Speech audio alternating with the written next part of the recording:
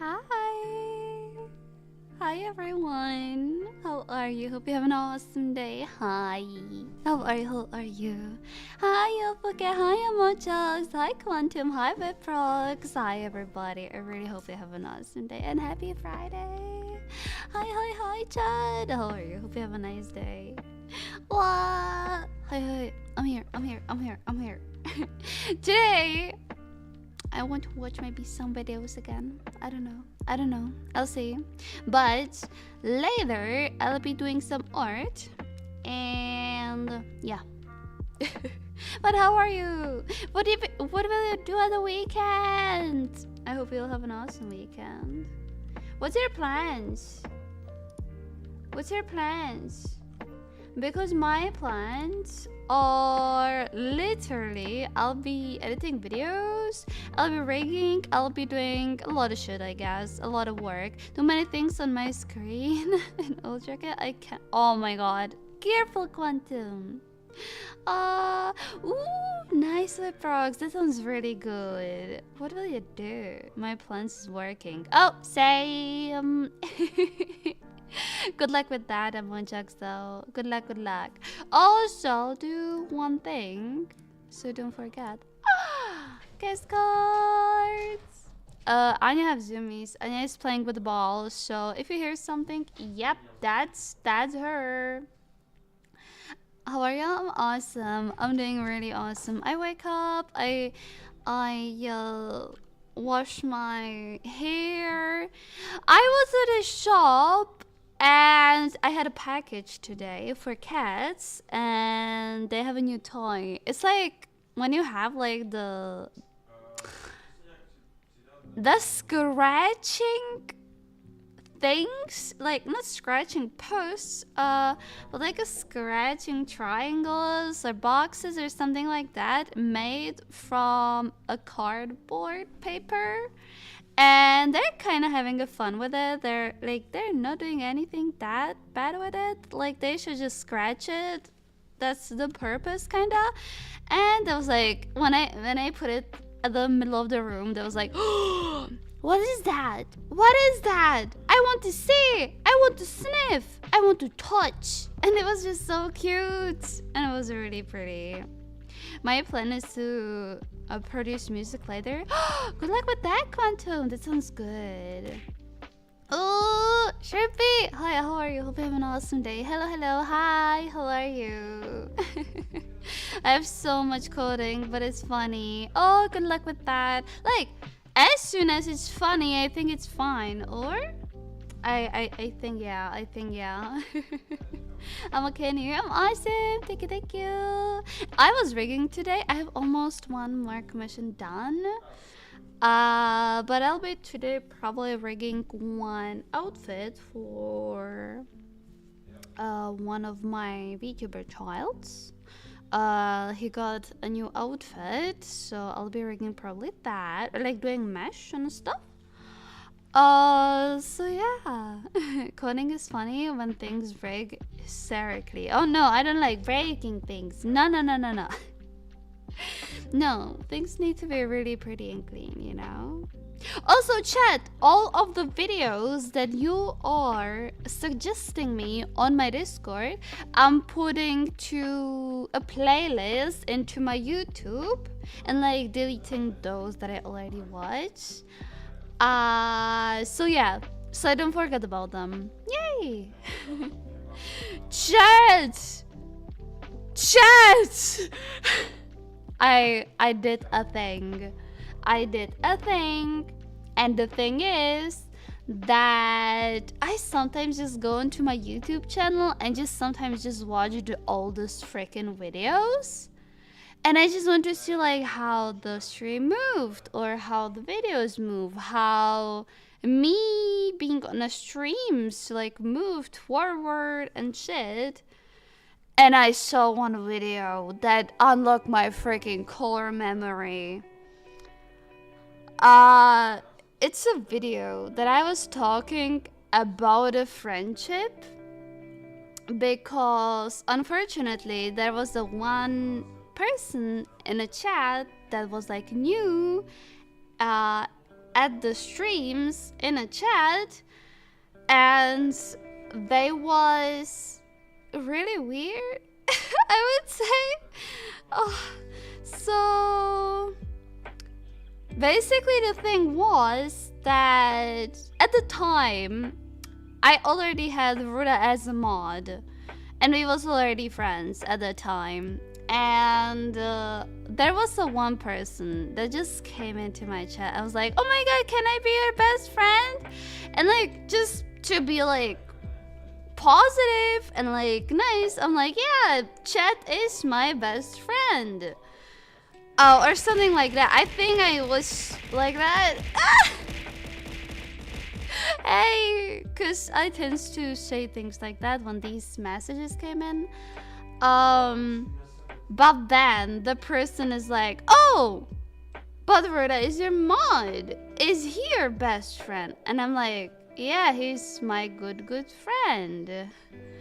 Kaushik, thank you so much for the 7 stream streak. Really appreciate it. And then hi, how are you? Hope you have an awesome day. Hello, and hi Black Tree, how are you? Hope you have an awesome day. Thank you so much for the alert, Kaushik. Thank you. So basically, the person was like, oh no, I want to be your best friend. And I was like, I don't even know you, and stuff, like normal logical things. And after a while he was like, okay, so am I your best friend now? And I'm like, no, like what do you mean? Like, and he was like, you can have only one best friend, and like one best friend, and like one best friend. I was like, what the hell, in my mind. And then the person was even threatening Kuruda to find his location, and I was like, oh, what the fuck, bro. So we banned him, and then he did like 3 alt accounts, and then we banned even those, and then it was silent. Then it was fine, but what the hell was that? It was so crazy. It was so weird. Like, what the hell? I'm doing good. Happy, Kaushik. Really happy for that. Nah, if he said you can only have one best friend, I'd ban it immediately. No, I'm not banning for these things. Because people can mean it even for fun or something. I am not a fucking snowflake. I don't like banning people for those things. I don't like banning people for just those things. So yeah, because I want to have like, yeah, even though you have like, I don't know, you can have jokes like that. I would never ban a person just for saying that, because they could even mean it as a friend, as a joke or something. So yeah, I don't like banning people because of just this. Yeah. I'm your BFF. I know your favorite color is blue. Nice. Good job, Blacktrick. Good fucking job. This person has no idea what a real friend looks like then. Yeah, probably. I think it was just some kid, actually. So, yeah. Yes. I have been through parasocialism before. That sounded like he was very parasocial. Oh, okay. But like, you know, there was like a person that just came there and make a fuss in like first 15 minutes or something. Ooh, don't throw.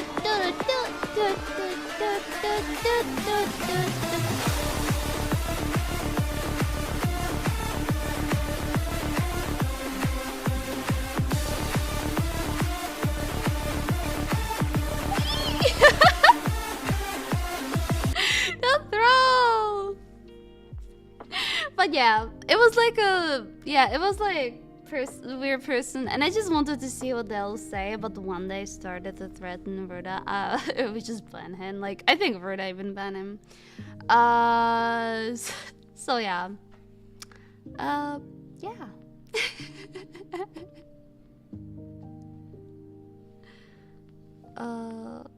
I never know Zilly bin sheets color. Wait, what?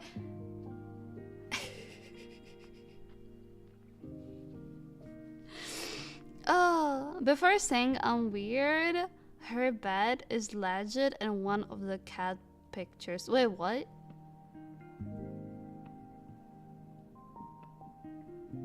Wait, what?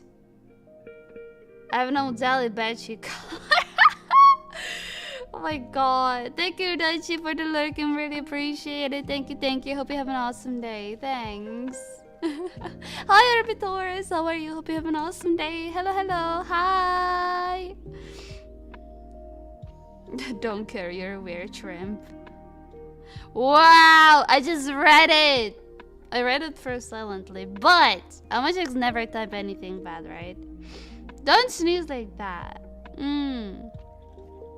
Also, did you know, I think it's a thing that if there's a lot of bans or like a lot of negative things in a chat, it can do something to a stream in an algorithmic thing wise, like algorithm wise. I just heard it. I don't know how much is true, but yeah. Okay, Shimpy. Yes, it's true. Yeah! So I remembered. Good. I remember. Good. Anyone order mayo? I bought mayo today. I bought 2 big jars of mayo because it was at a discount, but only if you bought 2. So I bought 2, and I have 2 mayos, 2 big mayos because I wanted to do onigiri, and you need to like mix the filling with mayo. So that's basically why I bought a lot of mayo. But mayo still can be in your fridge for a long time, so it's fine. I'm doing awesome, Orbitors. Thank you so much. Really appreciate you. Thank you. Bless you, Shrimpy. Then. Nice. Oh, Yafuka doing their daily cat pictures. Yes, Yafuka is doing the daily cat pics because yes, it's pretty and cute. 4-star. Let's freaking go. 1 star. How are you? Awesome! How are you, Mute Mayo? How are you? Hope you have an awesome day. Hello! Hi! Why was another cat? Aww, Yapping, call me. And call me in the box. Like, she's right now so fluffy. She's right now so damn fluffy. Hi gamer, how are you? Hope you have a nice day. Good night. I hope you have a sweet dreams and nice rest. I didn't do my cards. I'll do my cards. Card. I think I still have 3 or something. Card. Card. That's all? Yeah. Mappy! Mappisto. Call me! I don't have any 5-star cards. No, I want some. Anya! That's all? Aww. For the cat set cards, we should have Yofuka in a cat mate outfit! So true! Holy yeah! That would be so cute. Momo! Come here! Oh my god, they're so cute. Anya. Time for 160 pizza because my internet is being bad. Oh no, good luck with the internet. Good luck with the internet, really, really. Was this the last card you have? Or that was the Kami? I think that was the Kami. No, Anya. Oh. But yeah, I need to do some special arts for even the cards and everything. I want to. Yes.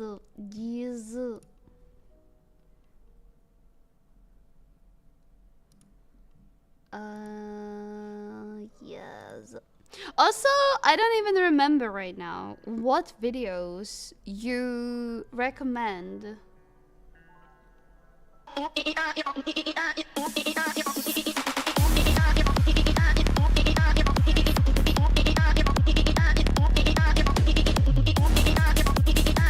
How are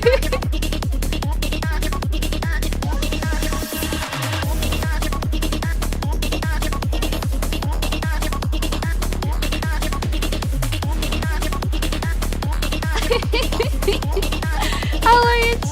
How are you?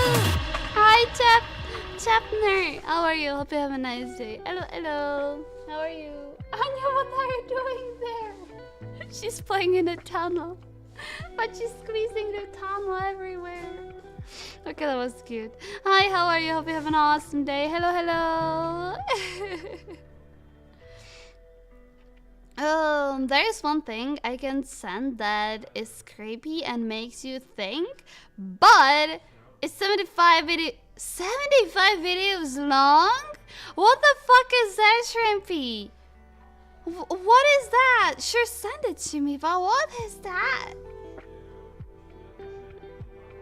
I'll never afford any other radios because of cat cards.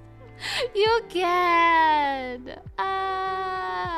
But the cat cards are cute, right? At least you have a limit for it. And I'm streaming quite often and quite long, so I hope you can save enough. How much you can even earn? Wait, how much Twitch channel points you can earn? Channel points guide. Thank you, Twitch, for giving me your official sites. Please work though. Okay, awesome. Wait, how much you can get? If you click, you get 50. I don't know. Okay, chat. I have the whole sheet. Earning action, watching, description, non-subscribed viewer receive points each 5 minutes of the live watch time plus 10 points. So basically, you have a lot in just 1 hour. Active watching, non-subscriber viewer receive points each 15 minutes of live watch time. Click to redeem, which is 50. Which is, you can do it 15, 30, you can do it 4 times. So that's like 1 card in hour just for the click redeem. Participating in raid. Oh, there is even the raid. For the raid, it's like 250. For follow, you have 300, but you can earn it only once. You can't unfollow and follow. Cute card. 10/5. Yeah. Raid give a lot too. Yeah, raid is 250. Follow is 300, but you can unfollow and follow. Watch streak 2 do 300. Watch streak 3 do 350. Watch streak 4 do 400. Watch streak 5 plus do 450. So if you have a lot of stream streak, you earn a lot too. First cheer, viewer receive points for their first cheer on the channel per 30 days. That's plus 350. And first subscription gift, viewer receive point for gifting their first subscription on the channel per 30 days. Anonymous subs gifting will not earn points. That's plus 500. So you can earn quite a lot of points. Also, here is a multiplier if you have a sub. If you have a tier 1 sub, it's 1.2 times multiplier. Tier 2 is 1.4 multiplier, and tier 3 is 2 times multiplier for watching. So you can get a lot of park game points. So yeah, you have the sheet how you can earn the most points. Have a watch streak and click the redeems. Be active watcher. But I don't think you need to type in order to have it, because I'm just lurking in the channels and I still can click the thingy. But yeah, Like in 3 streams, we'll get 450 points. Ooh, nice. And hi, Maurith. How are you? Hope you have an awesome day. Hello, hello, hi.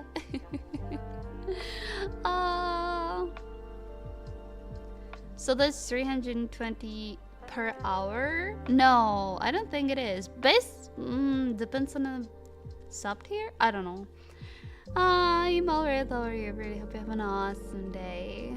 What if I just follow and unfollow a bunch? I don't think that counts. I don't think that counts. You can try, but I don't think that counts.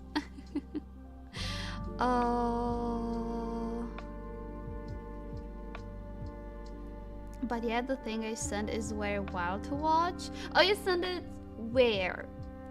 Shrimpy. Also, is it safe on stream? Please. Balding is imminent. No! Don't make me bald. 800 points. Do we get more points if we bully you? I don't know if there's like if you get points by just gifting shit. I didn't saw it there. I don't know how it works.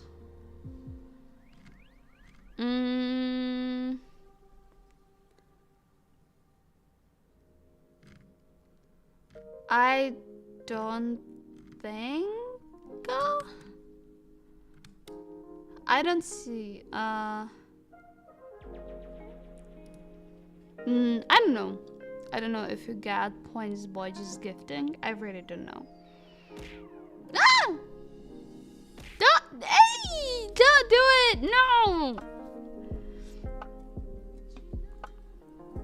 Yes, it is. I won't send you anything. That's bad. It's in video to watch in Discord. Oh, so it's like not safe at all. Wait, send it to me. Send it to me. I don't think I've seen. I maybe seen worse. Just a guess. It is safe, Zelly. Oh, okay, it's fine. Oh, it's in videos to watch on Discord. Oh, like that. I see. Wait, how long it is? Wait, shut up, stop. Oh, there's like cryptic videos? Kinda? With 30 seconds, 5 minutes. Oh, that will be like something like, how to call it?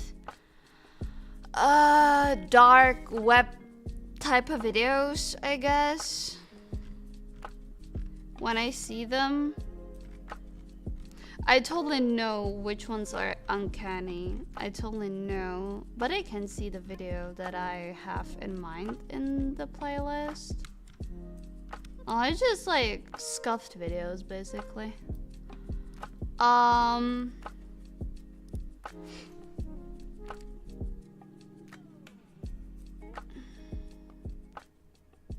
No, Obama is one of them, and even Superman, like in the videos, or what do you mean? Each video is different length. I saw it.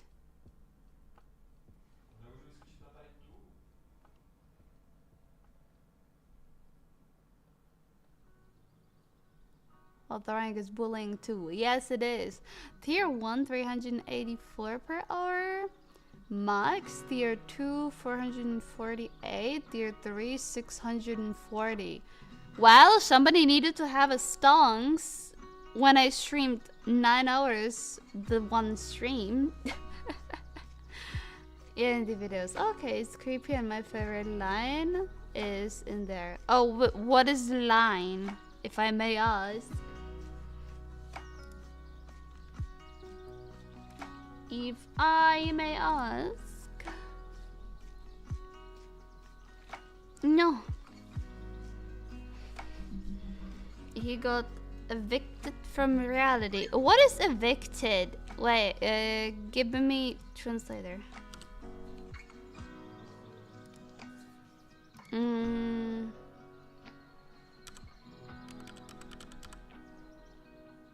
Oh! That's cool line. I have too much points. How many points you have at Prox? How many you have?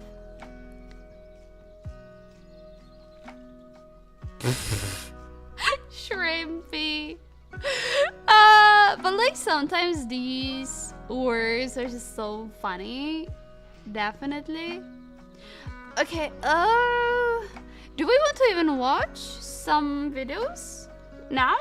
I think we can, right? I think we can. I think it can be funny. I just need to see what videos we can watch. Let me just see.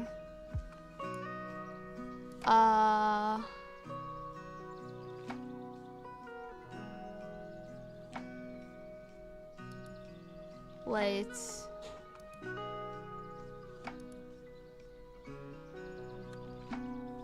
Chad, also I really need to work on my YouTube channel. Look at that. This is all the videos that I have. And this one, the first ever video, is literally a Ruda editing gem. I really like it. What video are we gonna watch? I don't know.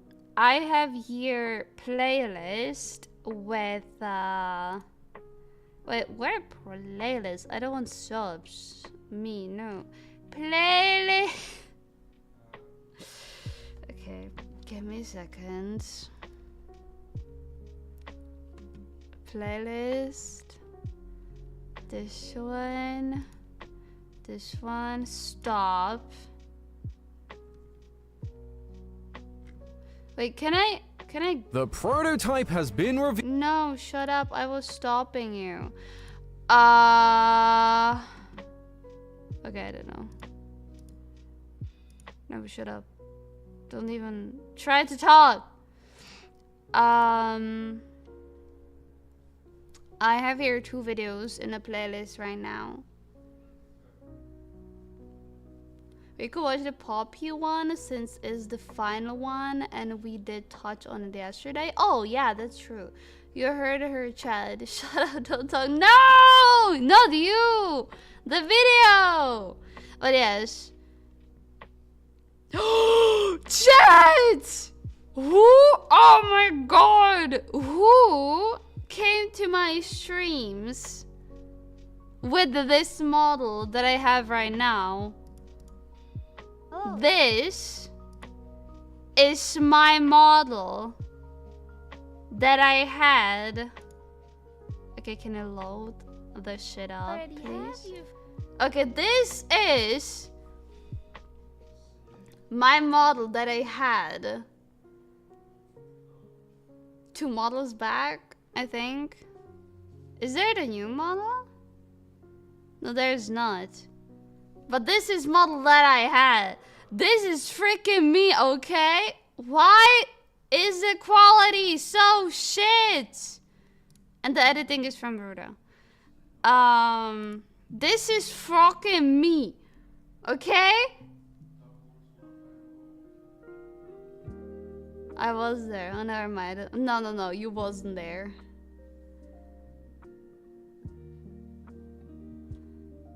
I had even different models before this one. I think that one is on TikTok. Or even here in shorts, maybe? Yes. This is my first Zalia look. Like more me. Like my first more me look. This is more me look. There was a swear counter. Oh yeah, probably. Ruda did like to kill swear. I was so bad in Overwatch. I'm really bad. This is my first me prototype, kinda. Then there was this one, or like I can just go through shorts, I guess. Yeah, this is me. This is me after that chibi one. I really like horns, and my ears was just so freaking small. all the models I did all the models. I remember this one and one before because I was there for the long subathon stream. Yes, yes. That is this one. No. Okay, short sword is broken again.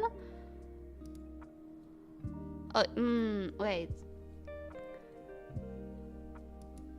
That's this one. Wait, is there some better short for it? Oh, I get bonkers.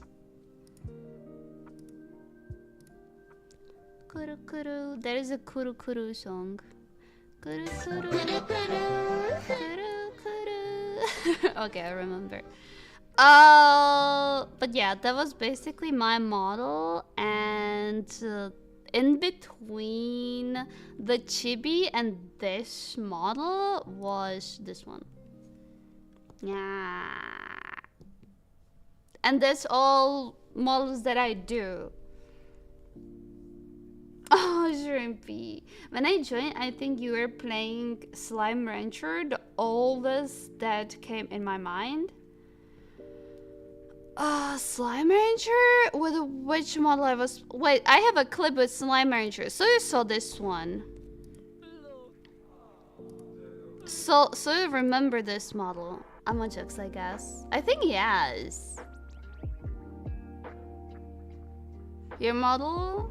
It has the most sensitive jiggle fists I ever seen. No, I don't think so. I saw bigger. I remember this one. Yeah. This one I debuted it when I was really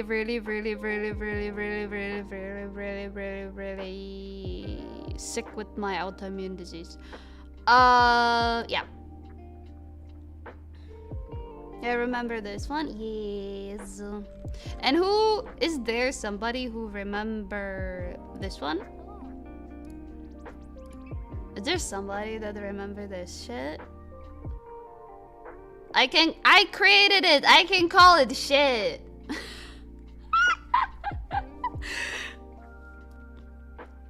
I don't know if there's somebody like that.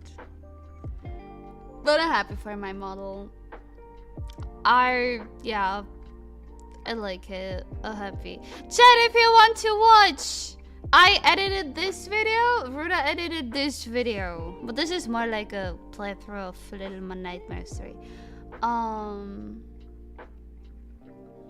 I think Ruda. Like Ruda, I met Ruda a long time ago. He don't remember the chibi. Like he don't remember the chibi one. Why is YouTube Shorts weird? He don't remember this one, but he remembered the next one, Ruda, I think. I don't know. It's a good type of shit. Yeah, it's a good type of shit, but it's a shit. But it's a good type of shit.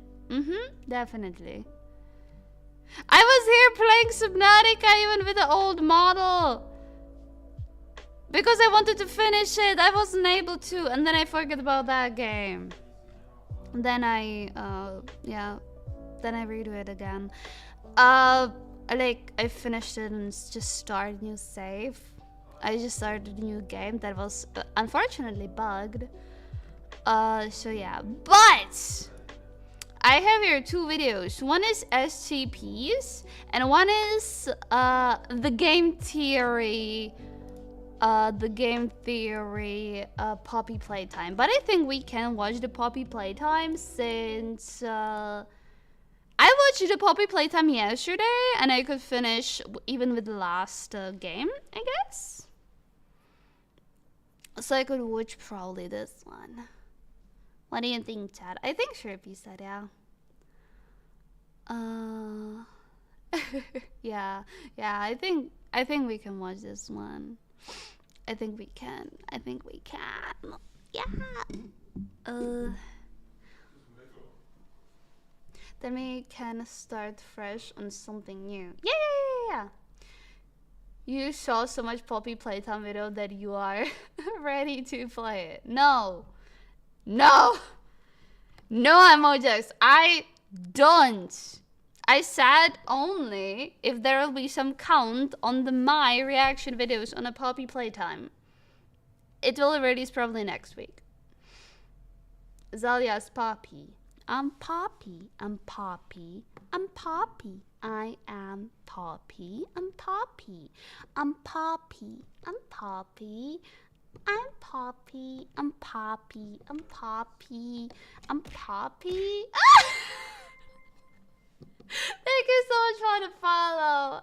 Hi, Papa Titi. Hello, welcome. Hope you feel comfy and cozy here. Hi, how are you? Hope you have a nice day. Thank you so much for the follow. Really, welcome to AquaPuff. Hello, hi, how are you? Welcome. Welcome. You bastard, hydrate! You look broke.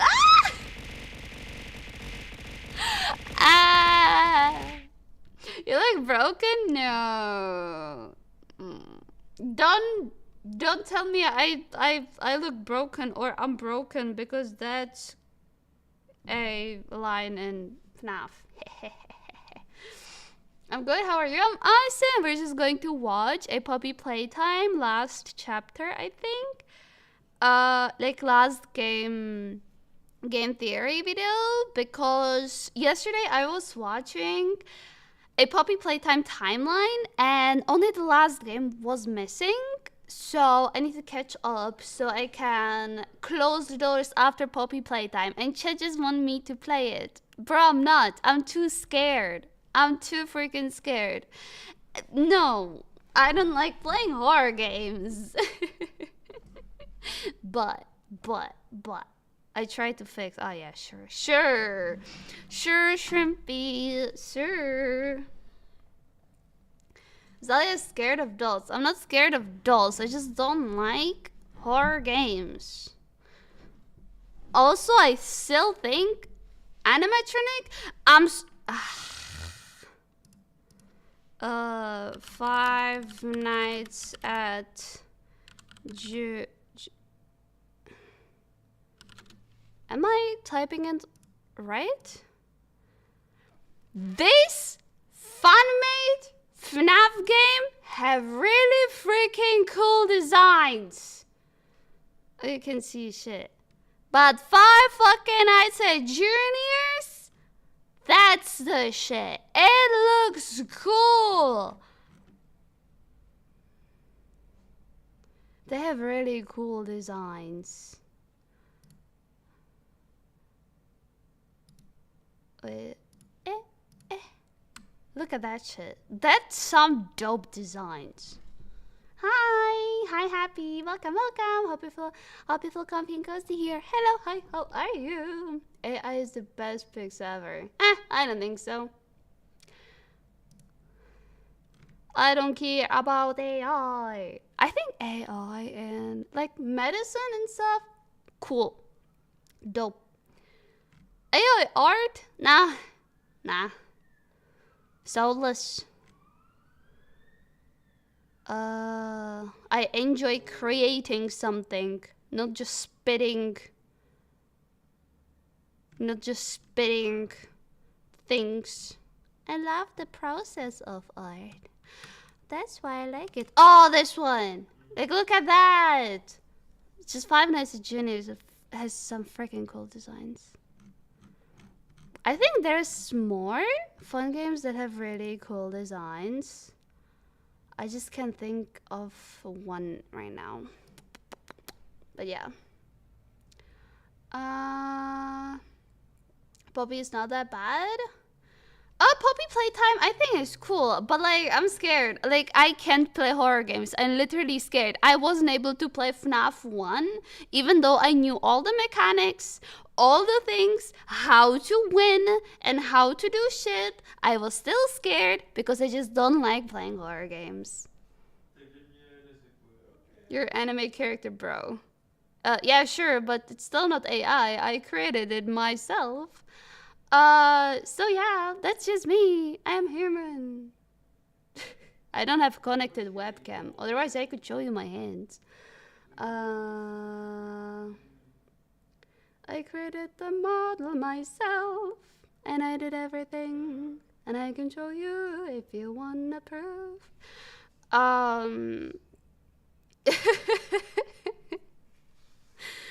I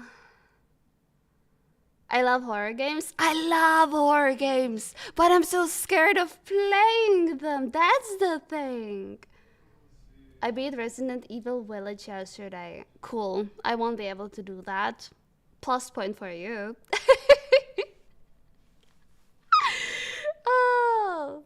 Let's get horror. So what's your favorite scary movie? Favorite scary movie? I'm so bad with scary movies. I think scary movies are so fucking boring. I don't know why. I think scary games are just so good. Wait, I'll just do this. I think scary games are just so good and scary movies are so shit. I think jump scares, like the forced jump scare, are just killing it. But like, bro, Iron Lung I liked because you know the same shit as the main character. It's slow burn. I love slow burn, and yeah, I just don't like classic horror movies like it or like others. I don't know, they can be cool, they can be so freaking cool, effects and everything. I don't know, for me it's just not scary. It's just not freaking scary for me. For me, no. But also, what is your favorite horror movie? There's Curfew for scary, a little, and this dark year. Game are literally Screamer too. Yeah, like games. I think games get me more because of you need to play it, even though there are jump scares. But for example, I know FNAF is not a like slow burn or something. It's literally a jump scare game. But the audio of The Office in the first one is so freaking bad. I have so many good FNAF videos that I could just play you. And it's just so uncomfy. Probably like just maybe that's why I'm fan of it, because it gets me the most. Also, I was scheduled from FNAF a few times, actually.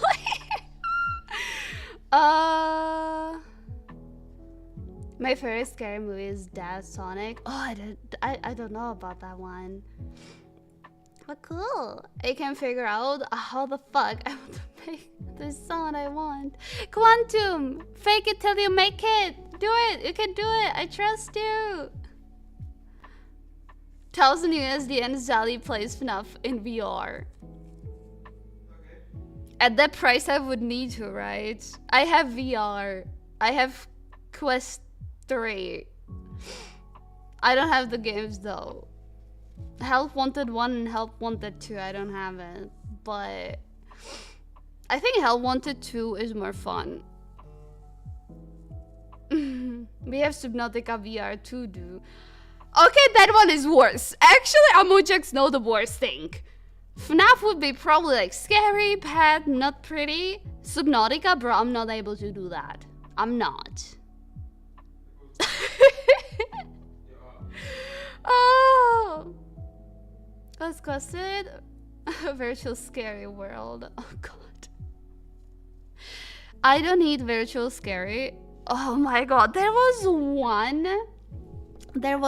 I'm playing sometimes VR chat with my friends, okay? There was one map that friends took me to and I wasn't able to do anything almost. It was underwater, dark, and there was creatures. It was like, they wasn't like doing anything to you. They was just literally existing and doing nothing. They were just the idle animations that they had. But bro, I wasn't able to move in that map. I was not. I hate it. Thalassophobia hit hard. VR is in the Subnautica base game, right? Yeah, it is. Is there waiting for you? I need to do some goal for it. I need to do some goal for it. I can't give it to you just like that. Welcome to the episode of how much Come on to POV Zalia. Please help me. I'm under the water. Please help me. I'm under the water. It was me, that clown. Clowns are cool. I think they're cool. They can have a cool usage in horror theme things. But I think some people are doing it really bad.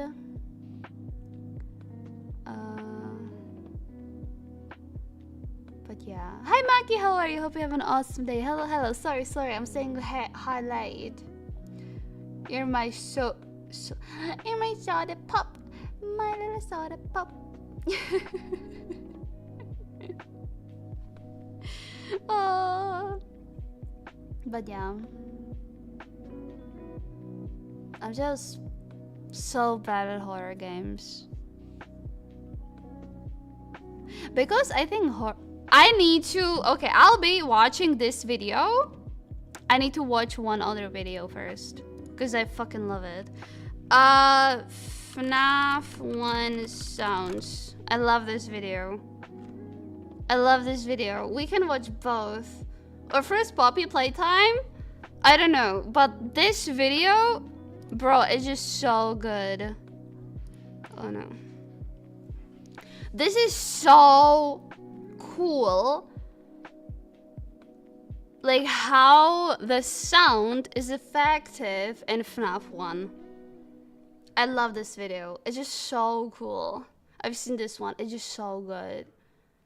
Viprox, hi!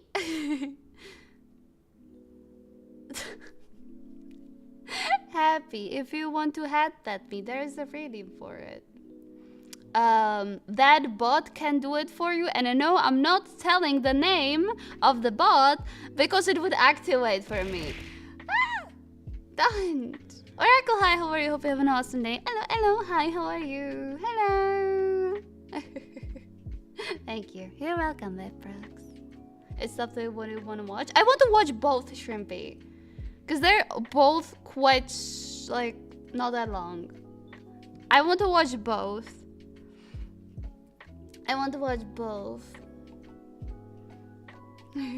Ask, how can we scare Zalia? Oh, I didn't put that in. Here goes my daily throw. Oracle, you're just so sweet. FNAF then Poppy? Okay.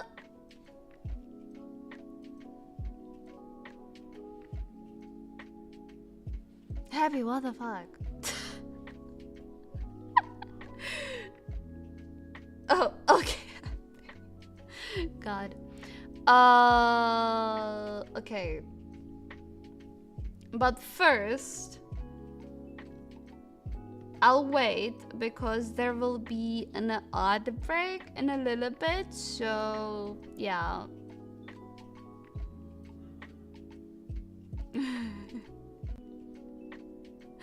Oh, I'm jokes.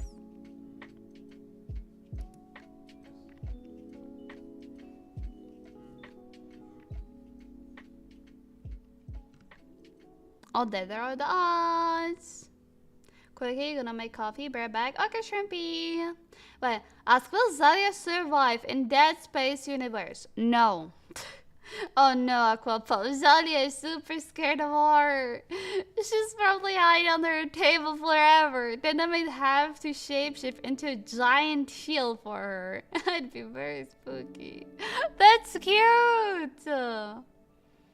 In a little bit. So little is in so much. Sure. Why I don't shop like I watch it from my other channel. Shop like chat. This is a really good video though. Break ends in less than 2 minutes. But yeah, I really love this video. I think it's really well done. Damn, your bot have little faith in you. Yes! Have a faith in me! Oracle, please! Because I'm scared of something in a games doesn't mean that I wouldn't log in IRL. Because I was in some scary, or not scary, but like in some situations. And I think my brain is reacting fine. Hi! Hi, Vrit? CX Vrit. Hi, welcome. Hope welcome Pinko's here. Thank you so much for stopping by. How are you? Hope you have a nice day. Hello, how are you? We'll be watching a video. I'm just waiting for people to get back from the outbreak, basically. So that's it. Oh, why having faith in you? That was sad. That was sad. Please.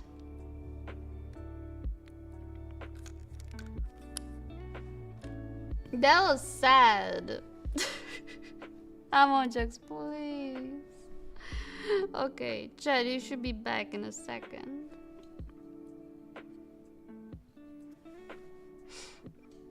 Jokes, were laughing at me like that. Like, don't, no.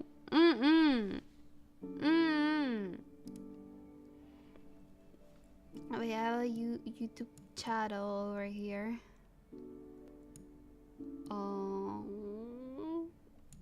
Boink. Chad, you're mad. Okay, I will play the video since you should be back. You should be back. I have faith in you. Yay! Thank you. Okay, so first the FNAF video, then the Poppy playtime video. I really love this one. A fair warning, the following video regards a horror game, and it will feature some jump scare sounds and overall creepiness. I love this video! Hello. I'm Scruffy, and today we'll be talking about Five Nights at Freddy's. Is this sound fine? Game that has shaken up the I hope genre it and is. Become a worldwide phenomenon, starting from a single developer with a small budget. Oracle! And in light of that developer, Scott Cawthon, supporting developers of Five Nights at Freddy's fan games, and also because Halloween is coming up soon, I'd like to take an analytical look at the ways sound has made... Thank you so much for the follow. Really appreciate it. Thank you. Thank you so much. Really, welcome here. Hope you feel comfy and cozy. Thank you so much. Welcome to AquaPuffs and have an awesome day. Thank you. Thank you. Really kind. Thank you so much. Bro, who is that guy? What a beginning of a video. It's a beginning of a video in form of FNAF. If my name is hard to say, you can just call me you. Okay, you. But it's like script? I don't know. I don't know if I'm saying it good, but like made this game so compelling and spooky. I'll only be touching on the first game for now, and I won't be addressing the lore of the game much since there are still so many mysteries about it. Okay, is this sound good, chat? Please tell me yes. Please. Or do you want it louder? Now, it's been plenty established that Five Nights at Freddy's is, or was, frightening, if you haven't played it before. And small wonder, it capitalizes on a broad discomfort with animatronics, robots that fall right in the uncanny valley. Thank you, chat. Too humanoid to be a cartoon, but moving too mechanically to pass for something living.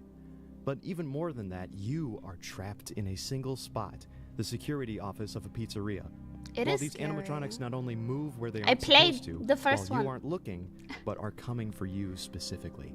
It is a nightmare scenario, built off of two pillars: the absence of information, which prevents planning, and the absence of action, the inability to fight or flee. Now, if this were actually a nightmare, those two would perpetuate until we wake up in a cold sweat. But since this is a game, and there is a win condition, some of these pillars have to be sacrificed to allow the player a chance to think under pressure and win over their stress. And this is where developers like Scott turn to visual signals and audio clues to dole out some control. I say clues because while a map of the pizzeria and camera feeds of the animatronics are clearly helpful visuals, it's more complicated when it comes to audio.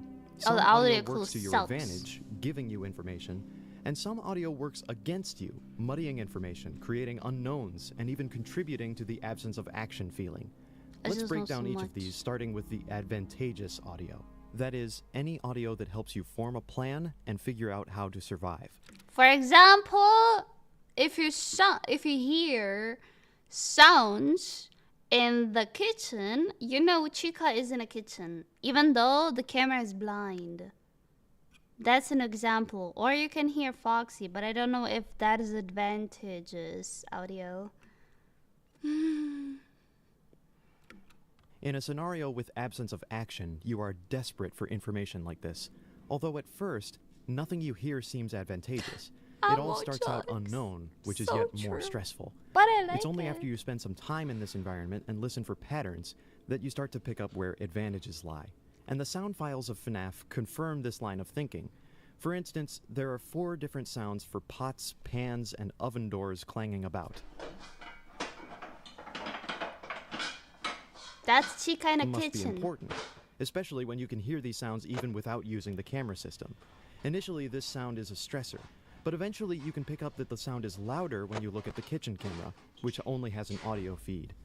And then you pick up that Chica, the chicken animatronic, is nowhere else to be found. So all along, this sound was actually trying to help you understand that Chica is currently in the kitchen, and going forward you can determine that without using the camera, saving you some power. Not That every is true. advantage in the game has an audio clue, but the ones that do are well designed. Another one you'll hear is Freddy's voice whenever he moves into a Ooh, new yeah. room. I think There are 4 3 times till versions of this he's sound. at you. I think it's like 4 or 3 or 4 laughs until you need to use doors against the Freddy. And it just slow, chilled Again, laugh. this can be heard on camera or off, so initially it sounds like some otherworldly threat is just laughing at you. But eventually, with enough camera usage, you can tie Freddy's movements to his laughter. In fact, Freddy's difficult to see on camera, and you've got to conserve power anyway, so for some players, it could be easier to count the times Freddy laughs to indicate how close I he don't know is to the just office. how many laughs The audio it may is. be unnerving, but since it forms a Right? pattern in an otherwise unpredictable This is environment, 4. it's advantageous. This Now, is there's 4 other laughs. audio that forms patterns but doesn't give you an advantage. These are just good old sound effects, scored directly to what Sound happens on screen. effects. Dum dum There are dum. the sounds of the camera feed failing when an animatronic you're watching suddenly Foxy moves. singing, I guess. Will be there too. There's the sound of Foxy running down the hall to indicate you have a very limited window of time to save yourself. And the sound of him banging on the door. These sounds are consistent with their actions, but the player never really picks up help from them. They're mainly to immerse you more in Nice sandwiches. What did you learn? You mean the or?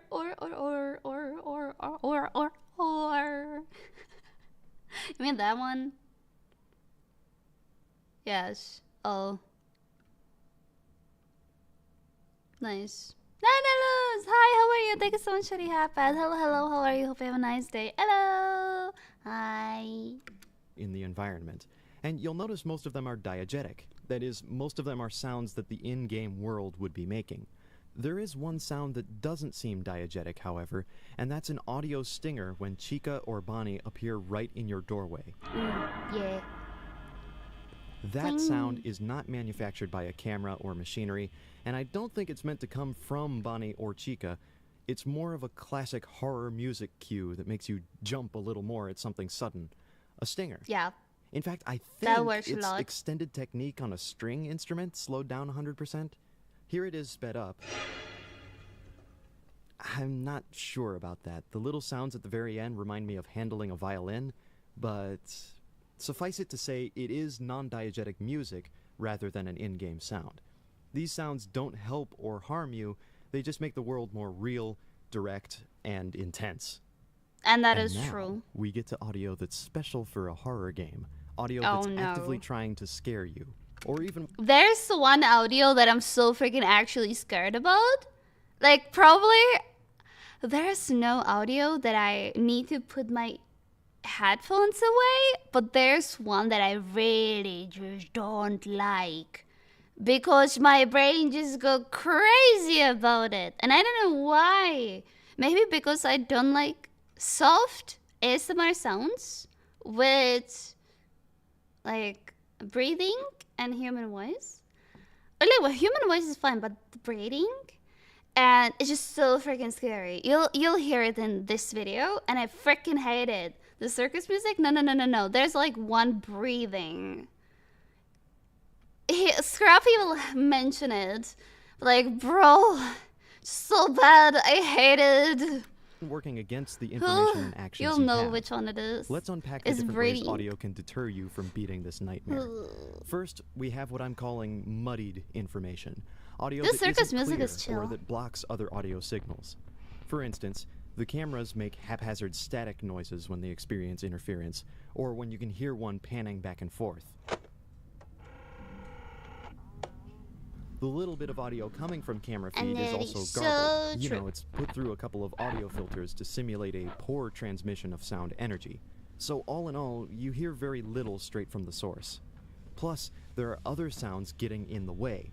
The loudest distraction by design is the fan in your office. This remains on for the entire night, buzzing incessantly.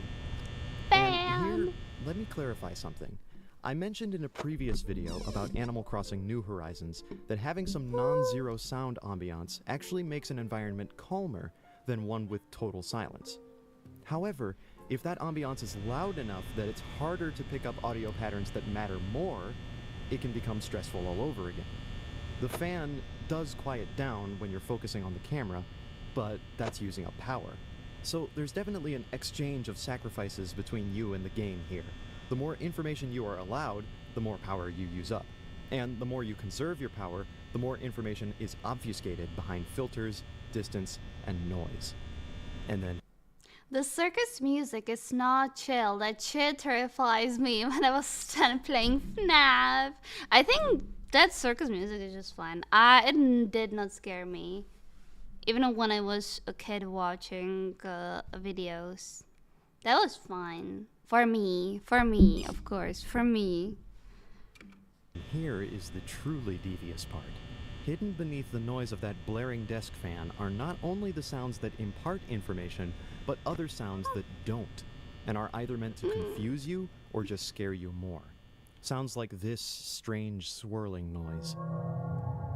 Oh, this one is still okay. I'm just, I just love to hear the noise of the Bonnie or Chi calendar in your office.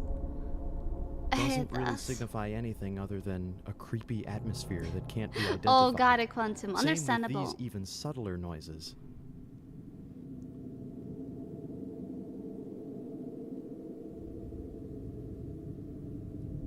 Ooh, I don't want to hear that sound. The breathing one. I'm just so scared of that one. They're just barely audible under the fan. But this sound in particular is resonant enough that you can discern it. Your ear just can't make out any details, and thus it's another potential stressor. Oh yeah. This time though, definitely. you don't pick up any pattern or advantage from it. It's just sometimes there, conveying some vaguely metallic sound far in the distance. Other red herrings fit a bit more specifically in the location of a children's pizzeria.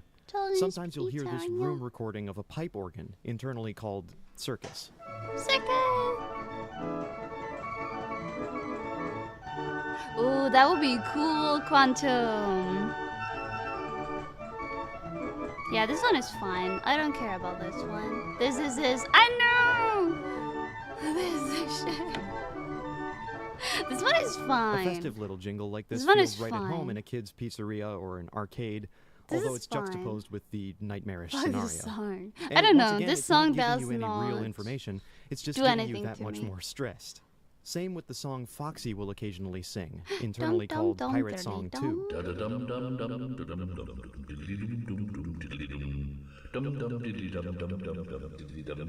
This one is from Fox. You can hear both that and circus anywhere in the game, and this one specifically can be traced to Foxy's stage, Yes. but it doesn't signal anything about Foxy's erratic behavior. It's misleading clues mixed in with the legitimate ones. One more misleading clue. Zella, I did hear the song. Play it again. You just want to scare Quantum.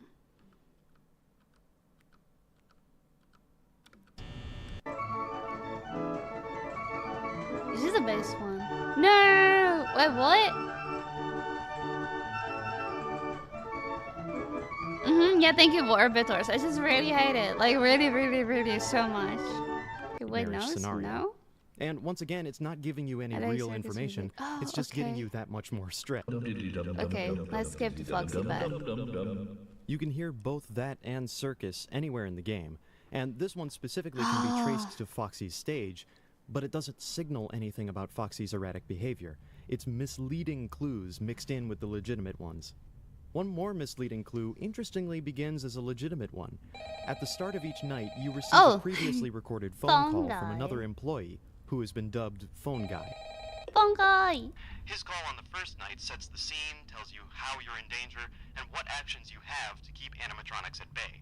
He keeps things vague, partly because he doesn't know all there is to know about animatronics, and partly because he's skating around the suggestion of mortal peril to try and keep you from quitting. But as the nights progress, you realize that the animatronics will start moving even while this call goes on, and the call itself gives you less and less advantageous information after night 1. Instead, Phone Guy sometimes that is pops so up deep in the true. lore of the game, and sometimes gives you suggestions that aren't actually helpful. For example, during night 3, he advises the player to sit still and try and play dead once Freddy is outside the office. Yet, doing so actually has no effect. These phone calls become serious red herrings. They directly speak distracting information to you, and the sound of the phone call interrupts other important sounds, like Freddy laughing. What initially Oh yeah, seems that is like your so only tricky. I lifeline in the miss scenario here has so become yet another easily. problem. Now, the last category of detrimental audio isn't necessarily messing with your ability to parse other sounds. These are sound effects that make you feel like you're dealing with a supernatural threat. I gave the following sound effects a special category because they're a lesson in themselves for crafting horror game sounds. The slightest hint of language in an otherwise corrupted, garbled sound. Oh, that. It's like there's I know information that or one. threats hidden in a message to you, but not only is the message not in any discernible language, but it also doesn't sound like the messenger is human at all. Scott gives the animatronics in all his games humanoid sound effects, mainly Yeah, because and they're they've been scary. possessed, but also so that the animatronics can appear to attempt communicating with you, and it just comes off as alarming supernatural wrath. Here's a sound you'll hear when Bonnie or Chica are right at the corner of your office staring sidelong at you from the camera while their heads twitch. No, that's the twitching. Okay, that one is fine. That one is fine. I don't mind this one. This one is fine. There's one from Bonnie and Chica that I so freakingly hate. This one only is happens fine. after night 3, when you've been with them for a while, so it seems to convey the animatronics' aggression ramping up. But why are they making a sound so reminiscent of backwards human speech? Is there a message encoded in there? Why does it sound so off? If we players... I think this sound is muffled reading from one book. Like somebody read a book and then it was like the audio of the person reading was muffled and put backwards, I think. I'm not sure. I don't know if he'll to answer these say it questions here. we ask, we'd figure out that it is a recording of a person reading an excerpt yeah. from Autobiography of a Yogi by Paramhansa Yogananda. With the format tuned down.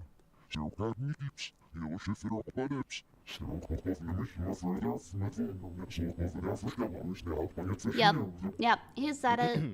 Similar to animatronics going in the visual uncanny valley, sounds like these go in an audio uncanny valley, where they're definitely closer to language This is than any other definitely sound in this uncanny. library, but they're too distorted for you to recognize who made the words or what they mean. Yes. These vaguely vocal sounds are littered throughout FNAF 1, from quick flickering hallucinations to Night 5's phone call, which is another garbled, lowered passage from Autobiography of a Yogi, Oh, yeah. talking about how marvelous mechanisms will make lives easier in future generations. Freddy's laughs also count as vaguely vocal sounds. They are slowed down versions of a child laughing.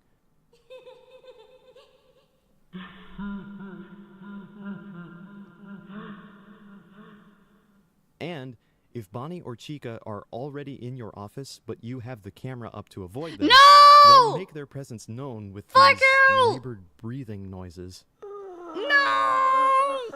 I hate this. There are 4 of these sounds, and unlike most of the sounds in the game, these are dry and remarkably close mic sounds, since Doom is right in front of you at that point. And on that note, let's talk about more endgame sounds. Fuck you. Beginning with losing the game by letting animatronics get into your office.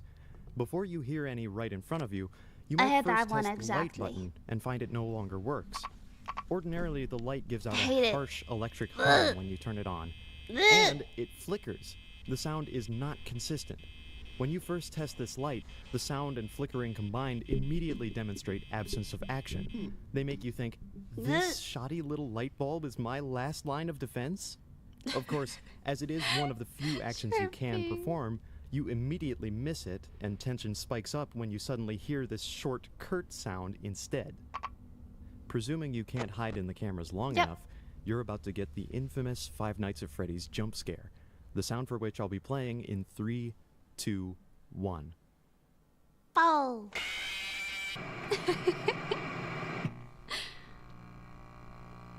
Yeah.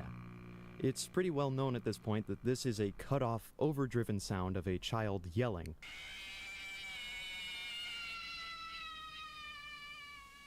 Which fits the lore behind the game, and again, is just vocal enough.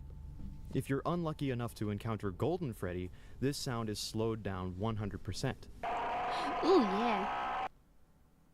No natural comforting sounds to be found here, but it is a big sudden release of There is tension. one comforting The difference sound. between that and winning the game is that in winning the game you get laudatory sounds of chimes and children cheering, which are finally close and resonant sounds free of heavy distortion and garbling. And then, in a twistedly comedic fashion, those celebratory sounds get truncated by silence as the next night begins. Oh, yeah. The final endgame condition is using up all your power. The game, literally, when you win one night, it's just straight up giving you to the next night, so you don't even have a freaking break till you hit escape, because you can't stop the game. So escape will bring you to main menu, and yeah, or just continue playing. It's bad. Which shuts everything off with this long descending drone. I'd say there is cold comfort here. It's a release of tension from checking cameras and shutting doors constantly. Like, there's less information to worry about not having. But there's also total absence of action. All you can do is wait for whichever comes first. Yeah. Freddy's blood-curdling scream or the jubilant chimes of 6 a.m. After this first stage of just You just wait and for the drone, RNG to we happen. get the second stage, where Freddy shows up at the door and plays his tune, the refrain of an aria commonly called the Toreador March from the opera Carmen by Georges Bizet, and played on a music box, once again juxtaposing the sound of childish play and lullaby with impending supernatural death. The refrain itself is fitting. It describes the Toreador, the bullfighter who dreams both of the bull's eyes watching them. Bye, Arbitors! Have an awesome day. Bye-bye. Thank you so much for stopping by. Bye-bye! And the love that awaits them if they succeed. Good metaphor for this moment, only to be cut off again by the final stage. Total silence, total darkness, no more information, no more action, no more. And now you can hear, I think, sometimes steps. It's stressful, right? I'm not going to play a jump scare here. I'm just showing how a little silence goes a long way. All of these sounds go a long way. They perform functions beyond just a scary atmosphere. They deal in the information and agency with which the player controls the game. FNAF 1 doesn't solely rely on sounds to create its atmosphere or to play with the player. The sounds are rather a supplement to everything else. The animatronics don't make any noise on camera, and they still prove scary enough just to look at, especially when they stare right back at you. But then the sounds as they approach the office enhance the experience, supporting the frightening visuals with unsettling and unnatural voices and noise. It's not the only way to craft a horror game soundtrack, but it's a token of playing to audio's strengths. And that is how Five Nights at Freddy's turns a nightmare into a game. I'd like to thank my friend Wolfgang for helping me put together this script. And I'd like to thank my supporters 10 out on of 10 Patreon. video. If Love you'd it. like to vote on what music I arrange, get behind-the-scenes looks at my productions, and join my Discord server, Love you it. can become a patron using the link in the description. I would very much appreciate it. And with that, it's me, Scruffy, and thank you very much for watching. Scruffy! Go support Scruffy! Oh no, they're getting jump scared. Oh, okay. With new videos. Here, have the video that we was watching. Go! Hit the like and watch it yourself. Oh, it's just so good. It's just so good. Scruffy did a really, really good job. I love this. I love this. Like, Scruffy have even for FNAF 2, or like for some, oh yeah, here, sound intensity and the FNAF series. Oh, so there's more. I can see FNAF 2, FNAF 3, FNAF 4. Yeah, there will be probably more. But yeah, like, Scruffy do really freaking good job on these videos. I love it. I love it. And now the Poppy Playtime video, chat. Now the Poppy Playtime video. So we finish the line, the full circle of the lore, and so I know more. So I know more. Let me just sit normally. Yeah. And then I think I could even watch the SCP video that much extended, I guess. I think that will be fine. Okay, so Poppy Playtime video. Poppy Playtime video. Yeah, maybe I could. How long is that one? Oh, it's 12 minutes. Okay, I could. Okay, let's watch it. It's a Poppy Playtime video from the Game Theory, and let's go. The prototype has been revealed, and now we finally know not only who he is, but what his goal has been this whole That's too time. loud.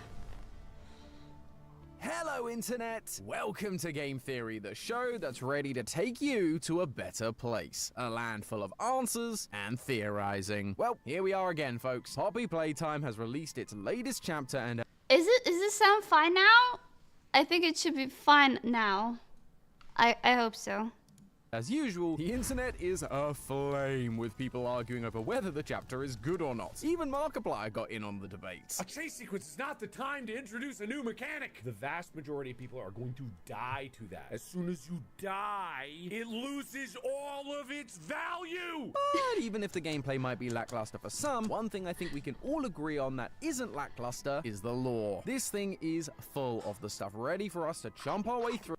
Hi, Paintos. How are you? Hope you have an awesome day. Hello. How are you? Hope you have a nice one. Thank you so much for the stream streak. Thank you. Really appreciate it. And I watched the playthrough from Mark, and I can agree with, I think, all of this.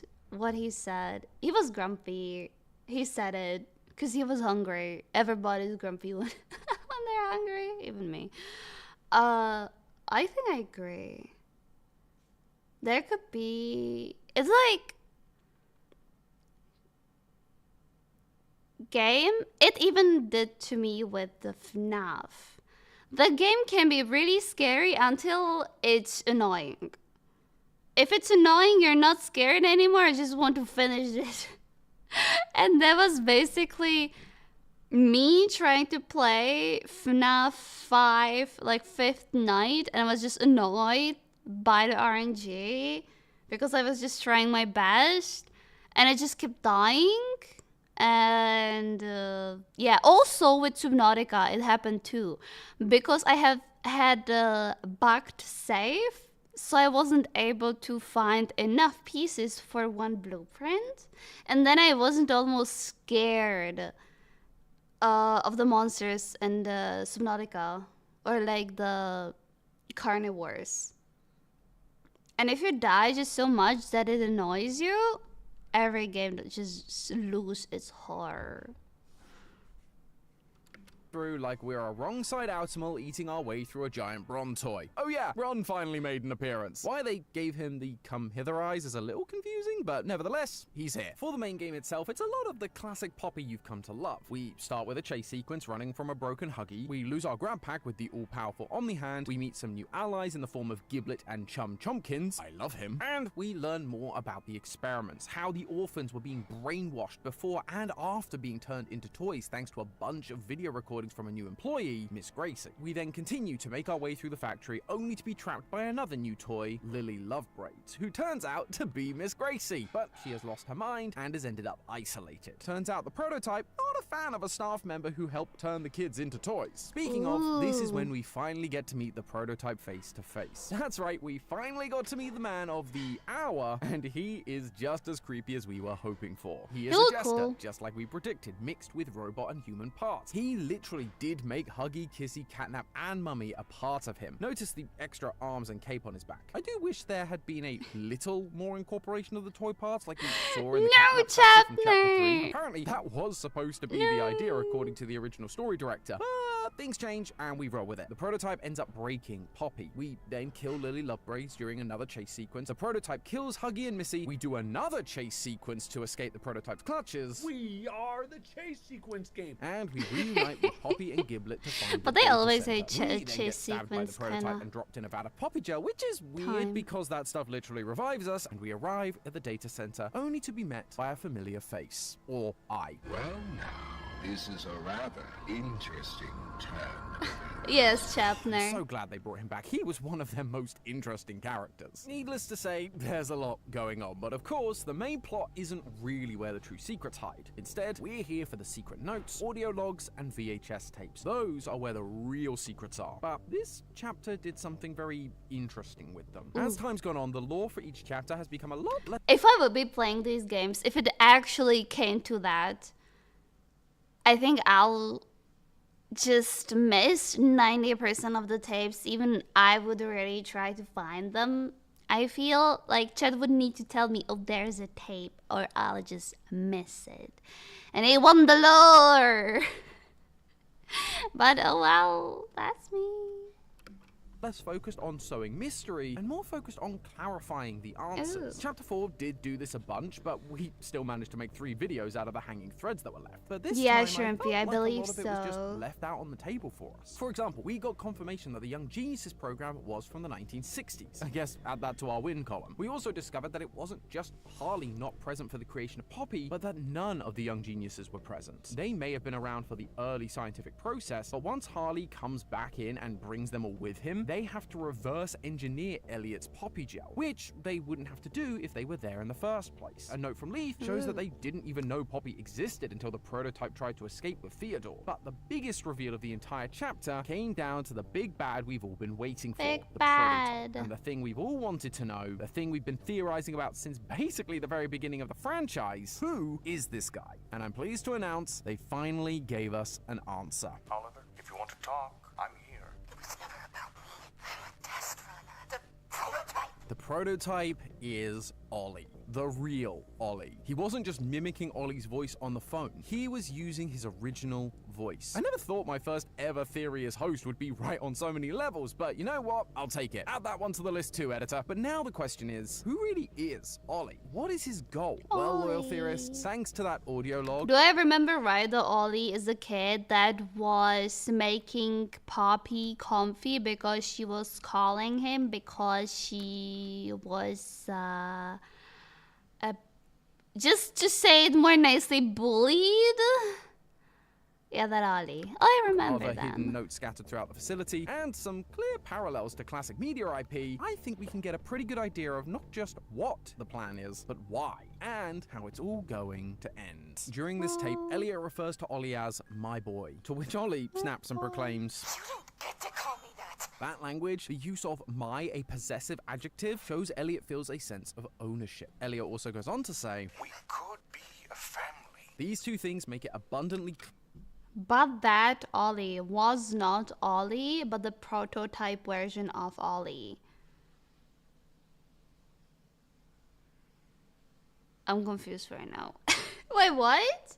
So, but that Ollie was not Ollie. So it was different Ollie? Or that was the Ollie but different? Wait, what do you mean, Shrimpy?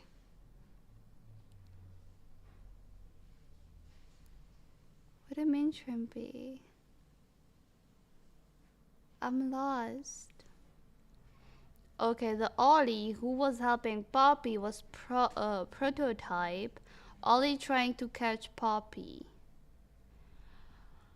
Oh! Okay, thank you. Clear that Ollie is Elliot's son, Poppy's brother. That's why Ollie keeps telling Poppy to come home. They are, or at least could have been, a family that shared a home together. It also gives us an answer for the radio broadcast we heard in Chapter 3. The body of a young boy has been found on the estate of the late Elliot Ludwig. Organs as well as key bones from the skeletal structure were reported missing from the body. At the time, we didn't know who this boy was. It only showed us that Elliot was aware of and conducting these experiments himself. But now it's clear that the body was Ollie's body. Elliot knew he needed larger subjects to bring Poppy back, and so Elliot performed this experiment on his own son, hidden away in his home, away from the labs of Playtime Co. and the young geniuses he'd been training. Nobody was to know about this. But it gets worse, because not only was Ollie Elliot's son, it also appears that Ollie was his adopted son. Remember, Elliot and his wife divorced in 1930, the same year he started the company, and without any word of another partner and all the pushes he did towards adoption, it feels more likely that a kid of Ollie's age was adopted, just like we believe Poppy to be for the same reasons. She was only 11 in 1960, so she'd have been born 19 years after Elliot's divorce. Ollie also says this line during the tape. You think I'm a hammer just like him?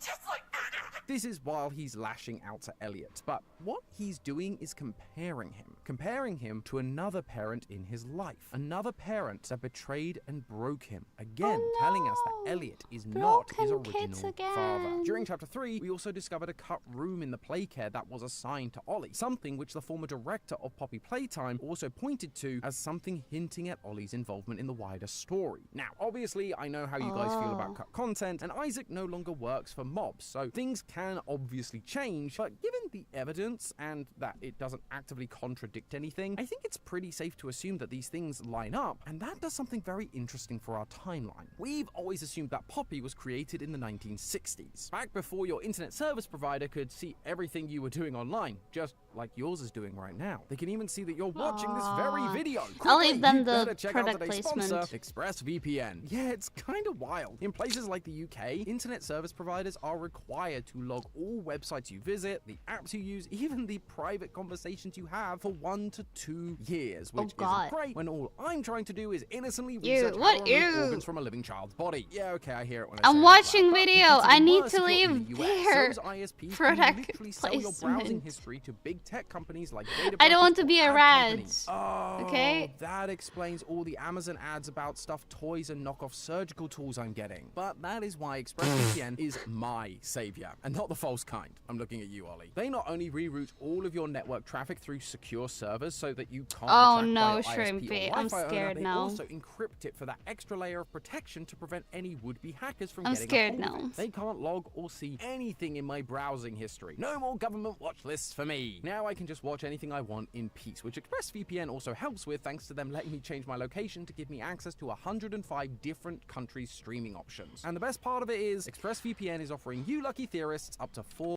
Shrimpy, that sounds even scarier. What the hell? extra months. All you have to do is click the link in the description, go to expressvpn.com/game theory, or scan the QR code on screen. Thanks again to ExpressVPN for sponsoring this video, but let's talk about our timeline some more. That's when the company hits its stride. In the 1960s, an unfortunate family death had pushed Ludwig down to his lowest. But with so much ambition, he rose back up and continued to fulfill his vision for the Playtime Co. toy factory. We believe that was referencing the idea that Poppy was brought back to life, bringing Elliot joy and leading to the company's success. But now we have things like the Young Geniuses program, who made a bunch of cool and interesting discoveries during those years, which means it might have been referring to that rather than Poppy. Plus, with Ollie having a room in the playcare, that would mean that the actual human part of the experimentation, the creation of the prototype, didn't happen until after the playcare was constructed in 1976. Elliot's experiments took a long time because he was working alone in secret. But he knew he needed larger subjects after experiment 814, and so he designed the playcare, a place to gather together dozens of those larger subjects. Children with no families, no records, and no one who would notice if they went missing. It wasn't Leaf or Harley who came up with this idea of experimenting on kids. It turns out Elliot was the real monster this entire time. I guess throw him in with the rest of them, boys. But if he did have all these other options at his disposal, why did he pick Ollie? Notes scattered around the facility show us that Poppy was indeed 1006. You know why? You know why he picked Ollie? He had the best grades in tests. That's what we know from yesterday. That's so bad. And that the prototype was exactly that, a prototype for Poppy herself. Ollie even declares this in that same audio tape. The prototype. So for everyone who was wondering what I was smoking in that previous episode, I know I can be a bit out there sometimes, but I don't mess around when it comes to Poppy. But it does make me wonder what was so special about Ollie that he was the one Elliot chose to become the prototype for his perfect little Poppy. Well, theorists, it's because they had something in common. Both of them were broken. I've already mentioned how Ollie used to be hit by his original father, with a hammer, no less. But during chapter 5, you can come across a VHS tape which tells you how to look after your human. One slide shows us an MRI of a small child's head and brain, and an X-ray of a child's hand that is full of metal rods. Clearly, a hand that has been broken, or more accurately, smashed to bits and replaced. I believe this was Ollie's hand. Why? Well, besides the obvious smashed hand part, take another look. Does it look at all familiar? It should. It looks like a smaller version of the prototype's hand. The chapter is even called Broken Things, and the prototype, Ollie, is our main focus. Ollie was broken mentally from the toll of being abused, but also physically. And Poppy, well... In the 1960s, an unfortunate family death had pushed Ludwig down to his lowest. If Elliot was going to revive his daughter, he would need someone who, one, was also broken like his daughter in order to control for more scientific variables, but also who was, two, damaged enough that they could be deceived, tricked into going along with the process. It was never about me, never about my better place. That phrase actually comes up a few times throughout this chapter. The orphans are now in a better place, for example. This makes you think of the afterlife. They've gone to a better place. The prototype even refers to heaven a few times. Destroy the only heaven you... I like his changing voice. I think it sounds cool. It's really cool. I like it. However, I don't think the afterlife is what they're talking about here. Ollie mentions this better place even after... Yeah, he mimics voices, and you know what? It just reminded me of a mimic from FNAF. You know when you had, like, the game Secret of the Mimic? He's mimicking voices because he was built for learning. It was like a robot that should learn because he was built for replace a dead child. So they teach the robot as the child, and then the robot saw a violence, and that's the point when it goes downhill. Get your FNAF brain out of here. Sorry, my brain, FNAF brain is everywhere. After becoming the prototype. This is something that becoming the prototype would help him achieve. And that certainly isn't death. If anything, these experiments are the exact opposite. The biblical idea of heaven is a place without pain or suffering. And what does a broken, hurt child want to hear? That everything's going to be okay. That the pain will go away. That everything can be fixed. I can fix you.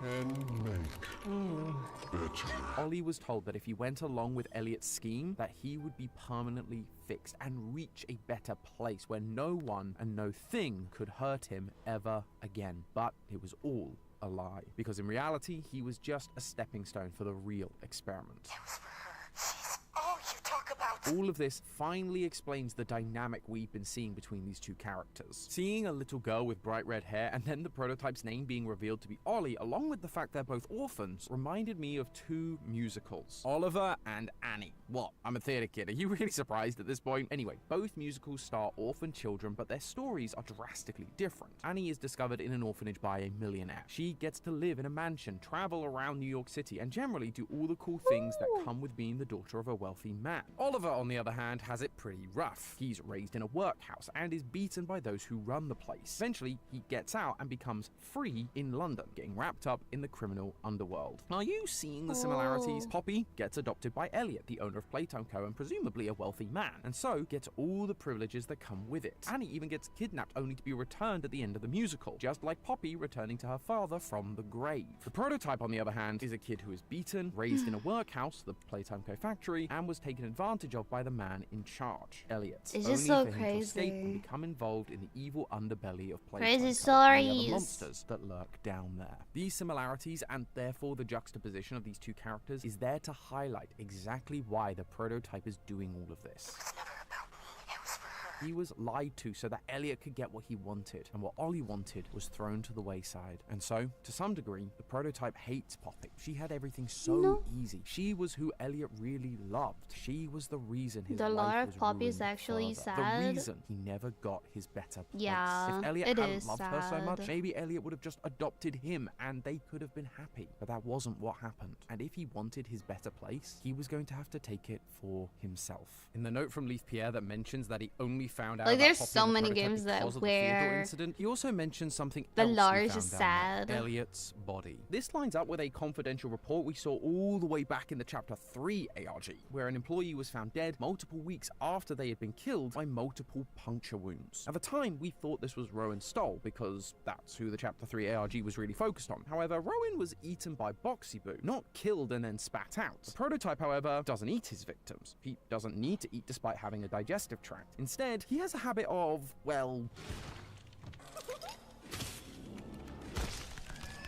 if he's doing that to those who betray him, how much more likely is he to have done it to the man who betrayed him the most? He killed Elliot out of rage for what he did. He then tried to escape, leading to him working with another orphan, Theodore. Who knows, maybe they were friends in the play care before all of this. Theodore gets badly injured, and though the prototype could escape, it was at this moment he realized freedom wasn't the answer. Theodore had been hurt, like he had been hurt. Elliot promised that there was a way to end that hurt, that a way to do that did exist, but the prototype wasn't going to find it out in the real world. He knew what the outside world was, and it wasn't his better place, especially looking like this. So he stayed behind, returned Theodore to the Playtime Co staff, and was discovered, along with Poppy and Elliot's body. Now, he just needed to figure out how to not only save That's himself, the kid that was a catnap? Theodore? That's a catnap. Do I remember right? Yeah. I remember shit chat! I remember. I'm connecting the dots. from eternal pain, but also everyone else. Unfortunately, this led to Playtime Co. realizing what Elliot was doing, and that they could recreate it. They brought in Harley Sawyer, started the Bigger Bodies initiative, and in turn caused more orphans to suffer. They too were lying to the kids. They weren't leading them to their better place, so the prototype plans the Hour of Joy, but doesn't let anyone leave. The toys that are here, they were broken, hurt, and tortured by Harley and his team. The orphans that remain, they are broken like he was. He's going to fix them. Deliver on the promise Elliot gave him long ago. A heaven, a better place. That is what he's now doing. Lily jokes that Poppy doesn't know what happened to the orphans. And while in the CG5 song we do see the orphans as humans, in that same video, we see the prototype working on more experiments while the song says, I can make you better. Clearly, he has been turning them into toys and continued the experiments just like everyone else, all with the twisted idea that he's helping them achieve something better, immortality. Although he may be running around screaming at us and Poppy about how it's all for this supposedly noble cause, but in reality, there's another reason he's doing all of this. The reason he wouldn't let the orphans or the toys Game go theory is does a because good he's job lonely. with theories as well. Never go few. Otherwise, we'll be left with And infinity will be alone. He and Poppy seem to be the only ones who are truly Like the video. immortal. I'm just like, They are the ones made by aliens. watching. They were made different. But if they're immortal, being alive forever gets No, lonely when everyone you Chapner! know abandons you or dies eventually. Ollie is an orphan. Loneliness is something he's oh too familiar with. Being Also, remember Catnap moves around with red smoke? Yeah. What with the red smoke? It's the same smoke that, like, from the poppy flowers.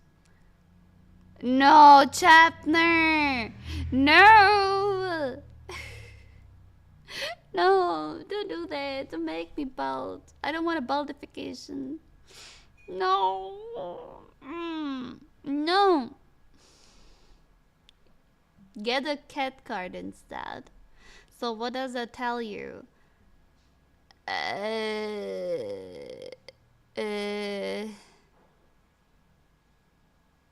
Wait.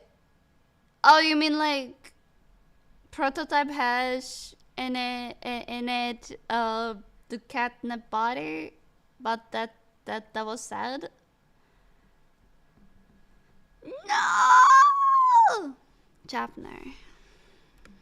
Abandoned by his parents and then his adopted parent, Elliot. He doesn't want to be lonely again. He wants Poppy to come home and to turn the other orphans and toys into immortal beings like him. That way, he'll never be lonely or abandoned again. That is Ollie's heaven, his better place. A physical location deep in the facility where they can be together forever. Notice the capitalization of the words. That's why he kills anybody who betrays him. They are leaving him, abandoning him like so many before. Honestly, the whole thing is kind of giving Frankenstein. In that classic story, a mad scientist is seeking resurrection and immortality. They create a monster using the parts of multiple dead bodies. Once it's made, they then reject the monster, leading to the monster feeling completely alone. Sounds just like the prototype story, right? A monster made up of many toys, bones, and machines, rejected by their creator. Both creators also used electricity to bring them to life, as we saw with Experiment 814. Heck, Mob even used a direct quote from Frankenstein during the Chapter 5 ARG. By the glimmer of the half-extinguished light, I saw the dull yellow eye of the creature open. But it gets real interesting if you follow it up with the Universal sequel, The Bride of Frankenstein. The Bride as a character was never part of the original Frankenstein novel by Mary Shelley. She was a creation of Universal entirely, but she's become more entangled in the lore since. The Bride was made, but while she was seen as a monster, she looks far more beautiful, more perfect. Then when the Bride sees the original monster, she rejects him. Elliot continued his experiment and made Poppy, who is the perfected version of the prototype. She then rejects the prototype and his message. There's also another character called Dr. Pretorius who wants to continue Frankenstein's work, which could very well be an allegory for our favorite doctor, who just so happened to show up at the end of Chapter 5. Well,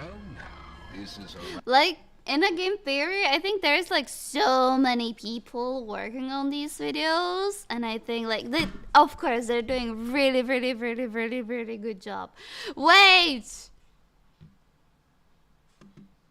I want to playlist. Is there FNAF? Oh, Amanda the Adventure is cool game too. Game theory, the Tom era. No, is there a FNAF playlist?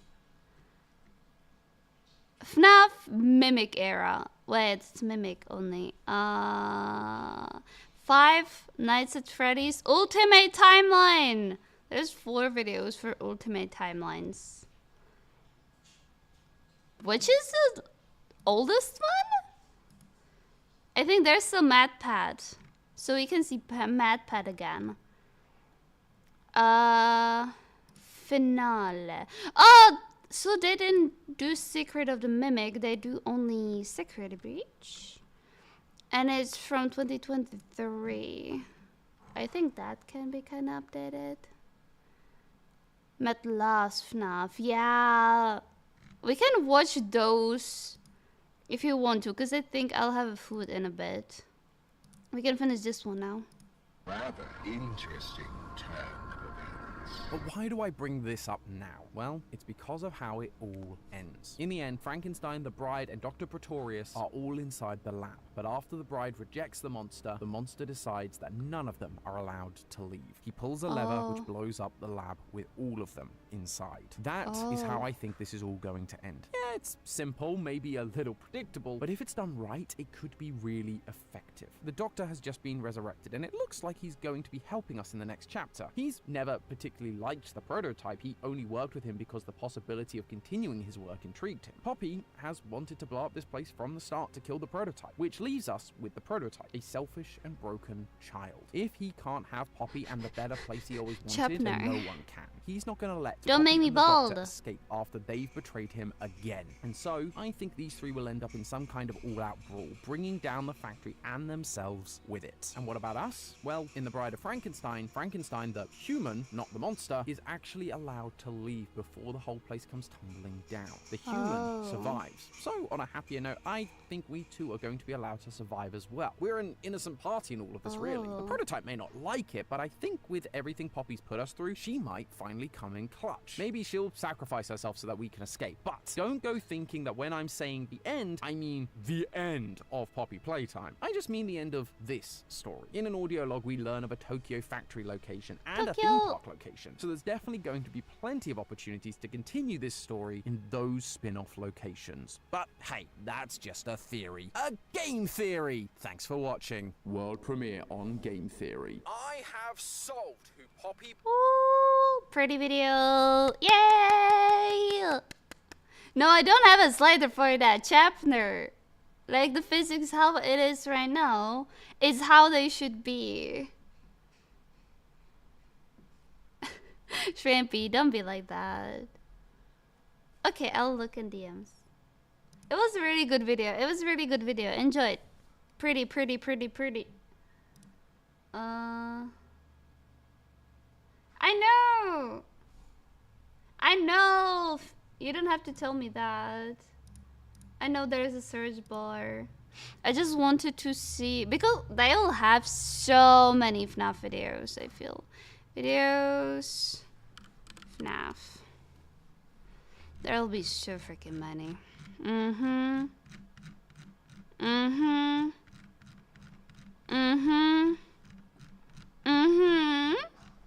I don't think we're watching this. Okay, there's not only FNAF, but like, there's still, I think, a lot. I think there's still a lot FNAF thingies. Because there's like FNAF Mimic era. So they did like a videos of Secret of the Mimic? They did? Or is it... It's like 1 year. I think there was something around Secret of the Mimic. Wait, there's some things... Security breach, security breach. There's a security breach. Well, then I don't know. Holy shit! There's the ultimate video! Game Theory, the complete lore of Secret of the Mimic. Holy smokes. Holy smokes. I didn't even saw the game fully.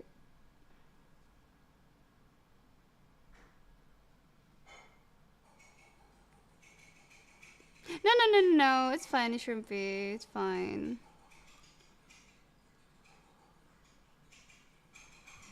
It's fine, it's fine, it's fine.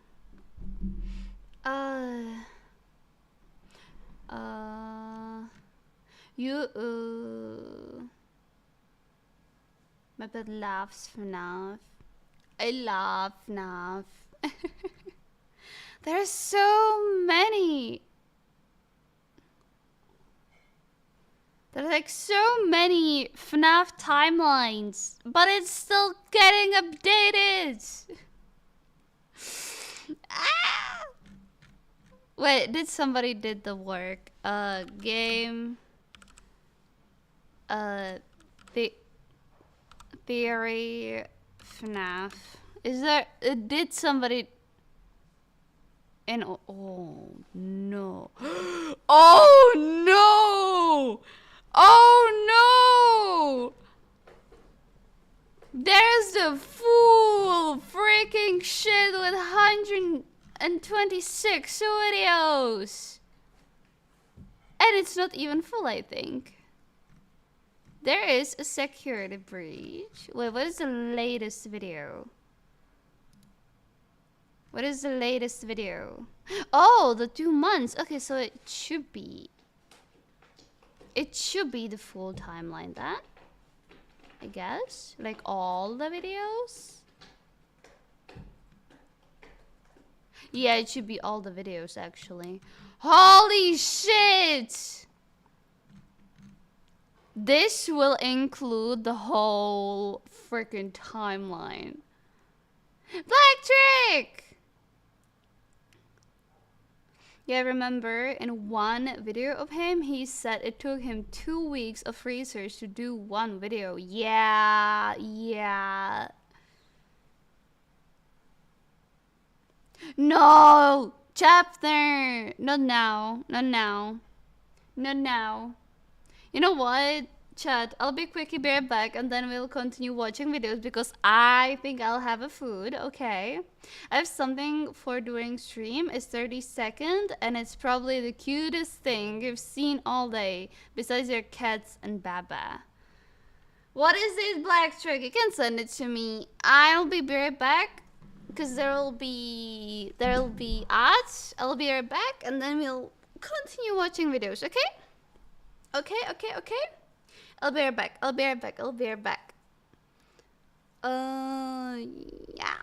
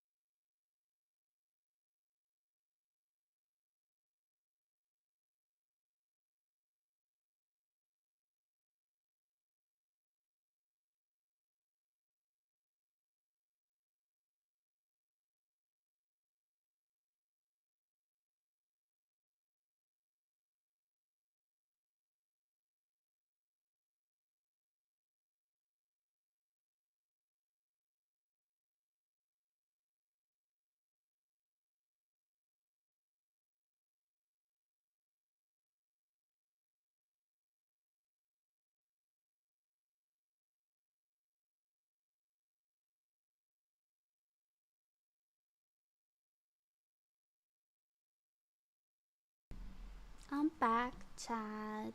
Kickers! Holy smokes. I have the biggest fucking tortilla ever. Thank you, Phyllis! And how are you? Hope you have a nice day, Phyllis. Hello, forgot to say hi. Hi. Mama is sitting in my place, like in my chair, and I would like him to sit on me and like lie on me because I want my blankies. Cause it's cold. Like I can maybe just put it over him. Yeah, that's fine. That works. Hi there, guy. How are you? Hope you have a nice day. Hello. Hi. Hello. Hi. Spooky. Yeah. We're watching spooky videos. Oh, Chad, they're back? Yay. Good evening. Okay, so what do you want to watch, actually? That's FNAF Baby. I know you just, like, No, I won't probably watch it from the first one. I saw a lot of videos already. Oh. But somebody did the work over here. Somebody did the work. Wait, can I save it? Yes, I can. What video you want to watch now?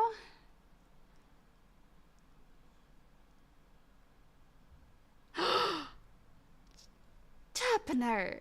Oh no! Don't do it. Don't do it, man. No, don't do.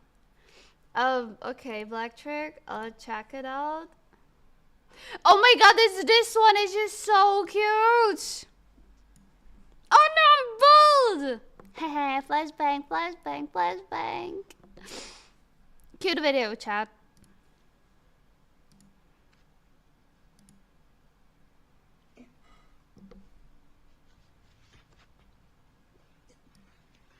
I love it. I love it. I love it.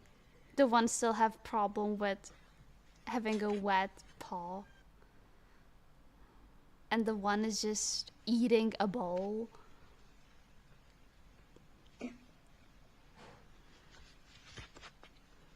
I just love it.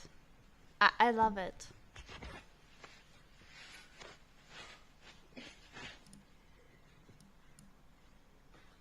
Ten out of 10 Black Trick. You made my day.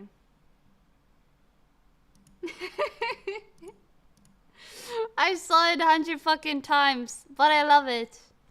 Wait, what do you want to watch now, Chad? What do you want to watch now? Because I don't think we want to watch all the FNAF theory videos. Because they're 126, and I think it's a really long time.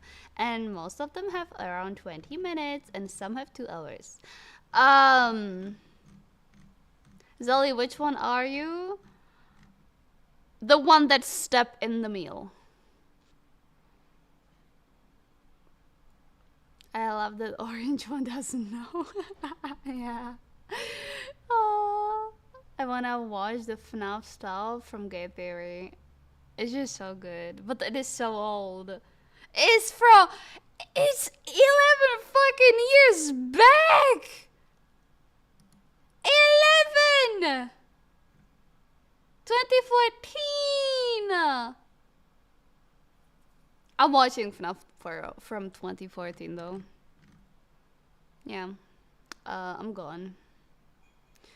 I'm watching people make offensive bowling animations. Oh no! The FNAF 2 sounds you talked about? Oh, I can! Do you want the FNAF sounds? Or do you want the game theory FNAF?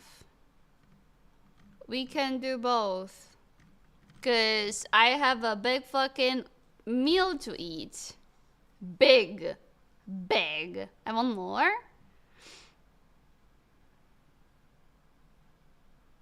The game theory has a boob theory video. Wait, isn't it boob theory like...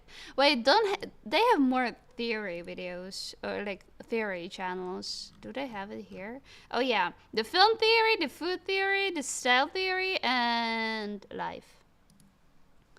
Isn't it like in a style theory and a food theory? I don't know. Forgive my language. I'm a lore whore. Me too, don't worry. Me too.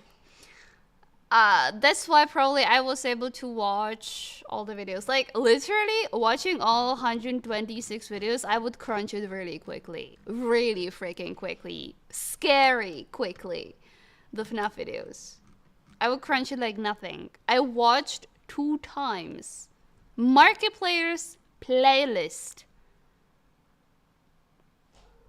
of FNAF. Mark playlist is really big. Wait, Markiplier FNAF. Can I? You can see I just watched everything. Wait. Hi, Mark. No playlist. FNAF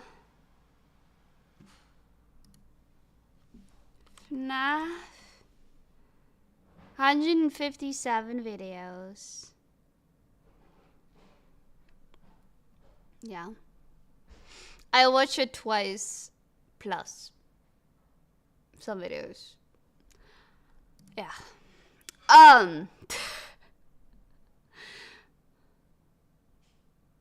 What black trick? Huh? Huh? What the fuck? Baby, come here. I used to have the FNAF floor, but now...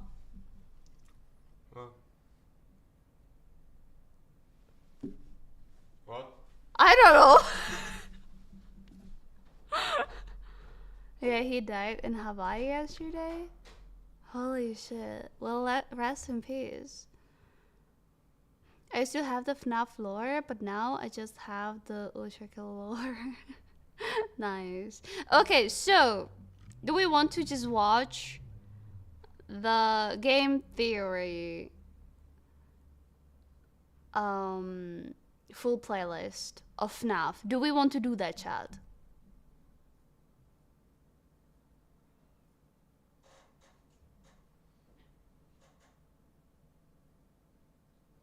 Black Trick, no.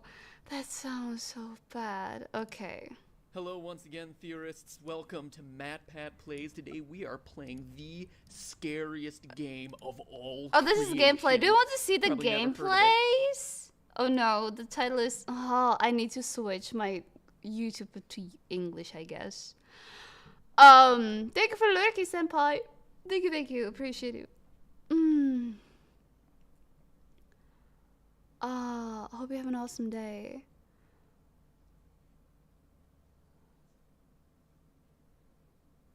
Oh my god, Black Trick. Oh god. Wait, do you want to see the gameplay videos even?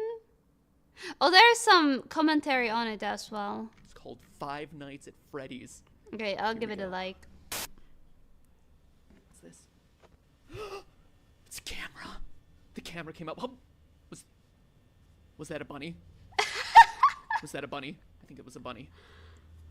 And he never knew what will happen after a few videos of FNAF. Can you watch lore? This is like some moments. But I don't know if there's like... Because like it seems like... Oh my gosh. I am so... 10 p.m. Tuesday night at a local See, Chuck E. there's Cheese. the lore After even. a family birthday party runs... I remember this bullshit! Because I think he'll go like at the first and then it will go into theory. Yeah, Shrimpy. I think a lot of people didn't know it. There's so many FNAF channels. I'll just leave it play. And eat. Because I don't want to have it The camera came up. Oh, cold. was that a bunny? Holy shit, that's Was that a bunny? big tortilla. It was a bunny. I love it. Oh my gosh. I am so I'm scared eating right chat. now. Oh god. Oh. It was only the fan. It's only the fan. Only a fan. Okay, it was maybe more scared than me. Played a game this intense. For real? Oh god. Wait, can I skip to the lore part? Bunny rabbit jump scare.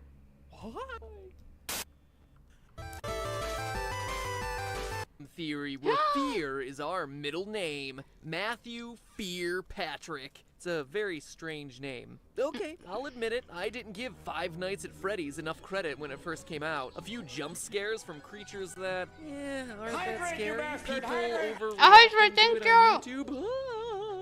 Meh. Pass. But then when I asked you about it, you showed overwhelming support for an episode on the game on Twitter, so I began to dig a little deeper and deeper. And what I found was some of the most Holy shit, one Twitter was still storytelling, Twitter. most intriguing mysteries, and most disturbing events I'd read about in a long time. Now, if you were just to play the game straight through 5 days, the story would actually come across as pretty superficial. You're the new night guard watching the security cameras at a Chuck E. Cheese-style restaurant called Freddy Fazbear's Pizza. 4 animatronics roam the halls at night because the owners don't want their servos to lock Shut up. up Bad eating. news is, you can't let them Hi, near Rishi, you how are are or you? else they'll kill Hope you you have on a the nice spot day. because you look like a naked endoskeleton. Ow, ow! Show them those circuits. Apparently, one of them bit someone back in 87, presumably 1987. Is Some that a test bite of guard leaves you 87? recorded phone messages to act as your tutorial. That is, as much as he could record before he got himself killed. And that's it. Stay 5 nights, collect your paycheck, done, game over, play something new. But playing it that way is doing the game a huge disservice, because that's not even scratching the surface. If you're really observant, you start to unravel the layers of unsolved mysteries around this place. You find that there's a 5th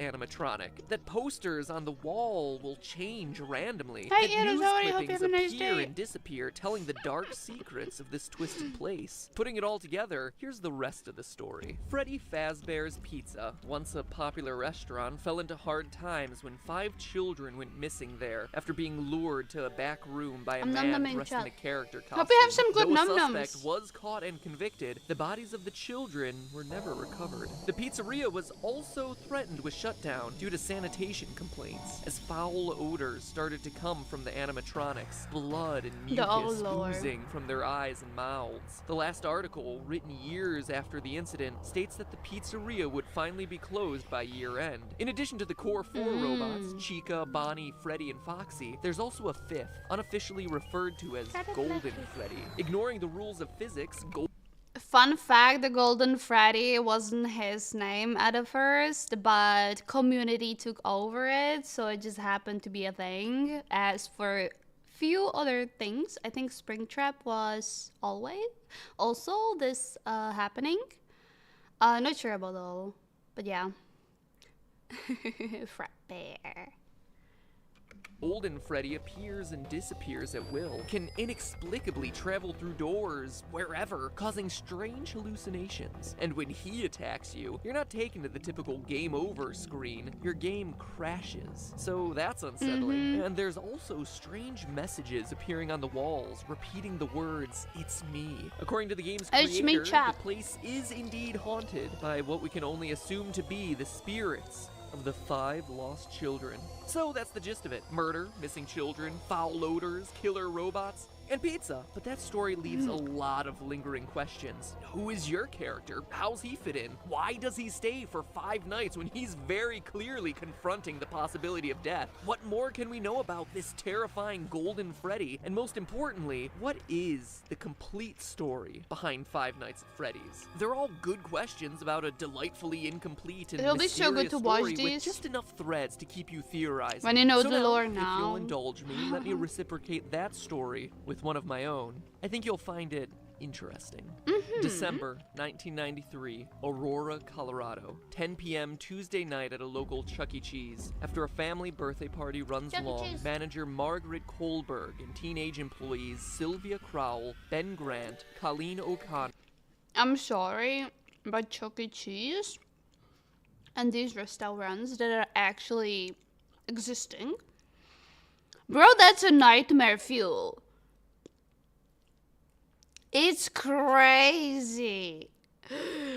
It's crazy. Get cards. Chat, I hope you can't hear how am I nom-nomming. Really hope so. Small Ayato. That was a small Ayato. Cute, cute, cute. And Bobby Stevens are forced to stay late to close up shop. But as Margaret tallies receipts in the back, Bobby scrubs down the kitchen and the other 3 work outside in the main arcade. Unknown to any of the 5, there's actually a 6th person locked in the building with them, waiting silently in the darkened restrooms. A 19-year-old named Nathan Dunlap. Earlier that year, Nathan had begun working there as a cook, dough master, before getting fired in July after a disagreement over his hours. Now, 5 months later, he was back. At 10:05, he left the bathroom, pulled out a small caliber handgun, and proceeded to execute everyone in the building. First Sylvia, then Ben, then Colleen. Dunlap then moved to the kitchen, where he surprised Bobby Stevens. The bullet entered Bobby's jaw, sending him sprawling onto the ground. Then finally, Nathan moved to the back, the office, where Margaret opened the safe before Nathan shot her twice, proceeded to grab her bag, filling it with $1,600 in cash, arcade tokens, and keychains. Spurred on by the building security footage, police were at his home a few hours later, where he was promptly arrested. Eventually, he was tried and sentenced to death. I but his story remember re-entered the the news story just to be recently as his so freaking viral that the FNAF was inspired by this case, and in effect it wasn't, but this was all over the freaking internet at that time. Hi, Ayo! How are you? Hope you have a nice day. Hello, hello, hi. How are you? been postponed, leading people to debate whether he's We're able watching to FNAF sleep videos. soundly, knowing that his execution Lore. has been delayed. This is a tragic story, a disgusting waste of human life, and one that I won't joke about or make fun of in any way, but I want to address it because I have a strong suspicion that this story is the one that inspired Five Nights at Freddy's. Let's look at the facts. First, I don't think that there's any doubt that Freddy's is a parody of Chuck E. Cheese. From the singing animatronics to the alliterative naming of the characters, the parallels are just obvious, so the setting is certainly the same. Next, what year does Five Nights take place? The time is certainly kept vague, but there are clues that we can put together. For one, the Chuck E. Cheese franchise had a tremendous period of growth and success in the late 80s and early 90s, but started to decline along the same time as arcades, with at-home video game consoles taking center stage. So that's one clue, but we can get even more detailed, specifically with your character's paycheck. Each night you're working a 6-hour shift, and you're spending 5 nights there. So that's 30 hours of total work time for $120. In total, $4 an hour. How can they do that? That's below minimum wage for 2014. But in 1990, minimum wage was $3.80. Yeah, this is really cool. Like, people just go and calculate the normal wage. So to figure out the year. In 1991, it was raised to $4.25, and by 1996, you were looking at about $5 an hour. So the game seems to take place between 1991 and 1996. The Nathan Dunlap story took place in 1993. But let's move on to the most important comparison, the victims. In the game, there were 5 child victims. In the real-life story, there were also 5 victims. But we can get even more specific. Online theories about the game always tend to draw a parallel between the number of kids missing to the number of animatronics, saying that the children's bodies were stuffed in the various suits. And this appears to be true. Bonnie and Chica both have another sound, fuck you! Sound effects, as though someone's trying to change the last threads of their lives stuffed inside the costumes. And other sounds made by the animatronics are just slowed down versions of children's laughs and screams. Additionally, as the news clipping mentions, the suits ooze blood and mucus and begin to stink like decaying bodies. My pet, I don't like you for that one. I don't. Thank you. Don't do that again. Or reanimated corpses. So 5 victims, 5 suits. Seems like a slam dunk. But nowhere does it say that all 5 were murdered, only that they went missing and couldn't be found. Also, the trouble a lot of people have with this theory is Golden Freddy. Why is that guy so limp and lifeless? So unlike the others. It's weird until you go back to the real life story. Yes, there were 5 people shot that night in Chuck E. Cheese, which matches the 5 victims in Freddy's story. But of those, one survived. Bobby, the one from the kitchen, miraculously survived the shot to his jaw. After he was knocked to the floor by the bullet, he went limp, plain dead, to avoid the killer coming back to finish the job. And that relates exactly to the advice you're given on night 3 by the phone guy. Try playing dead. You know, go limp. Again, let me reiterate that I'm not trying to make light of the real-life events by comparing them to bear costumes and animatronics. Yeah, do the smell. But I do want to point out that these similarities do exist. And what else is limp and appears to be a lifeless, empty suit in the game? Golden Freddy. Surviving the attack, Bobby was able to go to trial and be a damning piece of evidence in the case against Nathan Dunlap, ultimately leading to his death sentence. Which animatronic surprises you by appearing randomly? The one you don't expect and has no clear pattern? Golden Freddy. It's also worth mentioning that of all the cameras in the restaurant, one is always black, preventing you from seeing what's going on. That camera is located in the kitchen, leading many to assume it's where Golden Freddy hides, which just so happens to be the place Bobby was able to survive the attack. So I ask, odd coincidence or source of inspiration? In fact, if you think about it, the behavior of the animatronics really corresponds with key features of each of the real-life story's victims. We just covered Golden Freddy and Bobby, but the rest have strange parallels too. I think if you give MatPat enough time, he will connect the most unconnectable things together. You'll just believe it to be true. He can do that. He have a special freaking power. It's really good.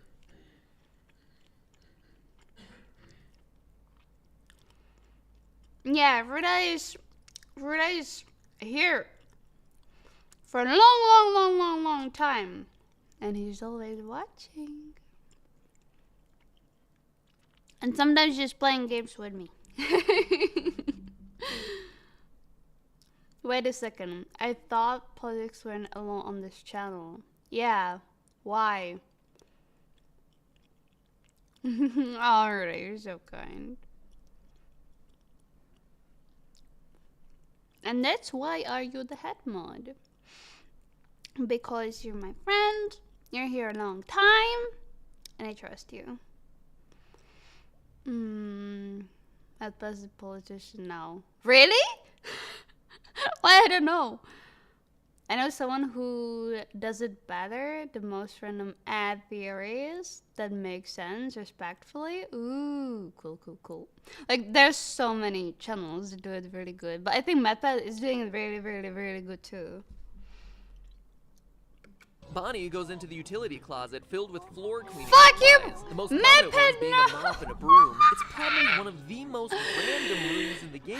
Until you consider that Ben, the second victim, was vacuuming at the time of the attack. Foxy is kept sequestered in the back of the building, behind a curtain, more aggressive than all the rest. Similar to the way Margaret, the manager, was in the back office counting receipts at the time of the murder, and her role as manager would inherently make her more aggressive or assertive. Sylvia was closest to the bathroom and was cleaning up the salad bar at the time of the attack. Chica walks past the bathroom and is associated with food. And Freddy, well, he doesn't have that strong of a parallel with Colleen, but he does appear in the girls' restroom. Odd for what we would assume to be a male animatronic. Maybe it's a reference to Colleen being a girl, or a nod to Nathan's plan of hiding in the bathroom until he was ready to attack. Alright, after doing all the... He's trying to play so uncanny sounds in the background. MatPat, stop! No. But you can, Ayo. You can. Sure. Like, if you have some really cool videos you want me to watch, you can send them to my Discord, because there is a channel named Videos to Watch at Streams. So you can send it there. It's Alex Bale. Maybe I heard something about him. I would need to search him, but I have a nasty hands now. I'm eating. But you can send some of his cool videos on the Discord.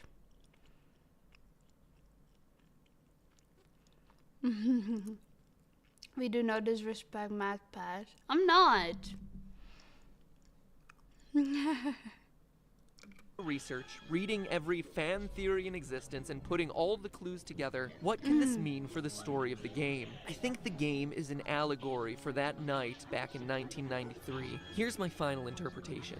You, Mike Schmidt, are the murderer, former employee of Freddy's Pizzeria. Like Nathan in the real story, you were fired for the reasons stated in the Day 7 pink slip: tampering with the animatronics, being unprofessional, odor. Maybe it was your tampering with the robots that...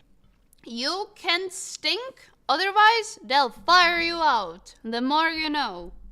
Caused the infamous bite of 87. Chat. Regardless, like Nathan, you were mad and wanted to get even. So you lured children to the back using a costume, killed them, stuffed their bodies into the animatronic suits, hoping to get the place shut down, then left. Notice that the newspaper clippings never say it's an employee of the company luring the children away, but we know it must have been someone with access and knowledge of the employees-only section of the building. And as the newspaper clippings clearly show, just like Nathan, Then you were caught almost immediately, captured on the security footage. You were arrested, tried, and convicted, forced now to live on death row. The Freddy's Pizzeria you work in now are just the nightmares that haunt you, taunting you every night with the phrase, "It's me. It's me. It's me. It is you. You are the killer." The nightmare is also why everything is so surreal. Posters switching at random, heads on the animatronics glitching. I almost finished the food chat. Golden Freddy appearing and disappearing at will, taunting you as the one that got away. It's also why you're only at the pizzeria from midnight to 6 a.m. every night. It's a nightmare. It's in your sleep. It's a place you created, a restaurant long closed as evidenced by the spider webs, and overrun with angry spirits out for revenge on you, and you alone as the one who took their lives, as evidenced by them completely ignoring the naked endoskeleton elsewhere in the building. It's also a place you can't escape from, why you find yourself back there night after night, even after you complete your 5 nights. The freaking endoskeleton in the back room, where are the spare costumes? There's an Easter egg with them, and if you click on the camera with the back room, with the spare costumes, he can just look straight up into your camera, and I hate that. I don't know why FNAF just worked for me so well with the visuals. I don't know why, but it's just so, help, no, ew.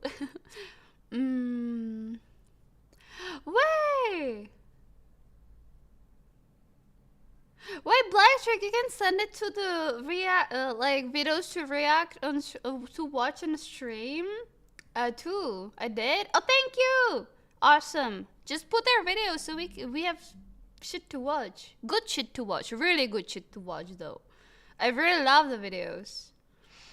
Thank you. See you back next week, the ending text goes. You're unable to leave this terror, the threat of death, the guilt, because it never ends. And in a delightfully ironic twist, your personal hell forces you to supervise the exact same security footage that led to your capture in the first place. But hey, that's just a theory. A game theory. Sweet dreams. I will, don't worry. You're so good. You know what October reminds me of?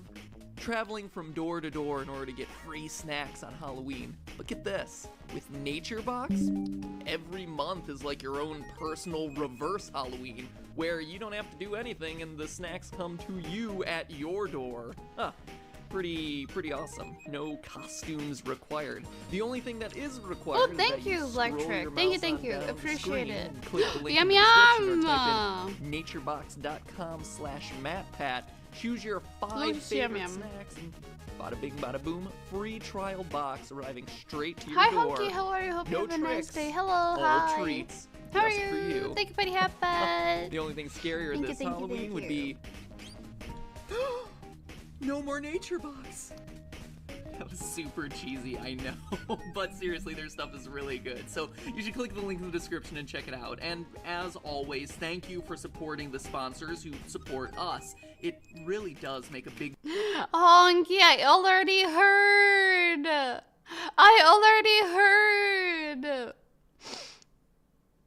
Oh, rest in peace, Chuck Norris. Oh, I already heard. It's sad. Difference what a on legend. Theorists. And now, if you'll excuse me, I need to go hide under the covers and rock myself to sleep because this episode was kind of creepy. And it's really dark in here, and I've never been good with the dark. So, yeah, I'm gonna go. Bye-bye.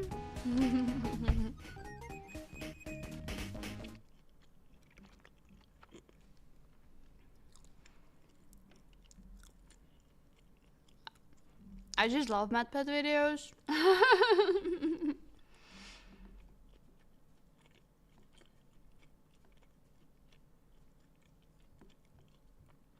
Oh, Honky. Oh. Sending hugs.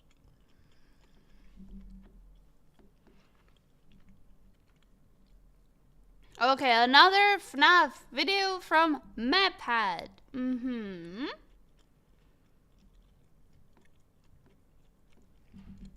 Oh, I almost done with the food. Oh, but I'm so full.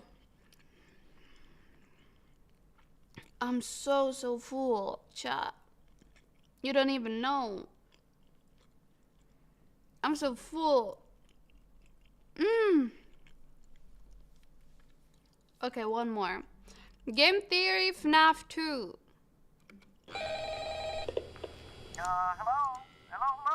Oh, hello, and welcome to the new and improved Five Nights at Freddy's 2 video. Hello. I'm here to answer any questions the game may have left unanswered. The game's developer, he's a pretty tricky guy. Yeah, he is.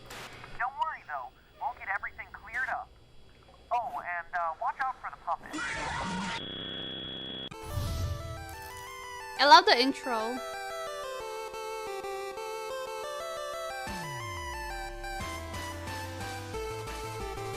Patrick, what the fuck you mean? No! That sounds so bad. Don't mention that. Yucky. Don't do that, please. Thank you. Don't do that. That. I hate this.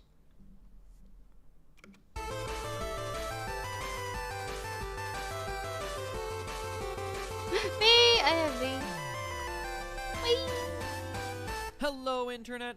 Welcome to Game Theory, the show that promises not to include any more Yes, gratuitous jump Blackjack. scares, unless that's just what I want you to think, so I can lull you into a false sense of security and scare you again. But I wouldn't do that. I'll just let the uncertainty of whether a jump scare is going to happen or not drive you insane for the rest of this episode. Man, I love reverse psychology. You know what else I love? These games! Not because I'm freaked out by the rosy-cheeked, tingle-looking, emotionally dead animatronics. Okay, well, Balloon Kid is pretty messed up, but whatever. No, what I appreciate... Everybody have a special place for a balloon boy. Hi Volky, hi Vaporn, how are you? Hope you have an awesome day. I'm just eating and we're watching FNAF videos by Game Theory, by MapPad, the OG, the best guy, the Giga Chad, and yeah, thank you for the Lucky Quantum. Which balloon boy again? The annoying kid that is just doing hello, hi. And when he's in your office, he's just fucking screaming. Balloon boy. There was a balloon boy. I can't rewind videos. I have a sticky fingers now. You'll see balloon boy here, 100%.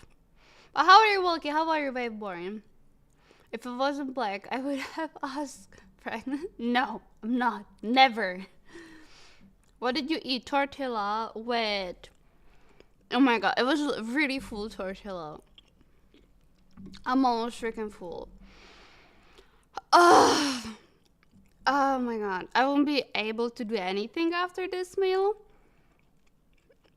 It was a tortilla with eggs, with chicken, small chicken pieces, with avocado, with tomatoes, with barbecue, with garlic, with cheese, and that's it. A lot of that stuff, and it's just so freaking cool. Thank you for the lurky. I'm hungry now, thank you. I'm sorry. Oh my god, I was so freaking full. I'll process this meal another fucking 20 hours. Okay, let's continue. appreciate about these games is the level of thought that went into every element of the story. When you create a game that has people rage debating about whether it's a sequel or a prequel, you've definitely done something right. Unless that was never your intent, in which case you've done something horribly, horribly wrong. Anyway, the point is, Five Nights at Freddy's 2 looks to be... I'm happy that it's nothing bad. Oh, I'm so happy for you, Wookie. I'm so happy. Oh! Good luck with it. I hope nothing gets worse or something. Good luck. Thank God, FNAF 1 paused. I hope that. We're at FNAF 2 now. I'll Hydra, thank you.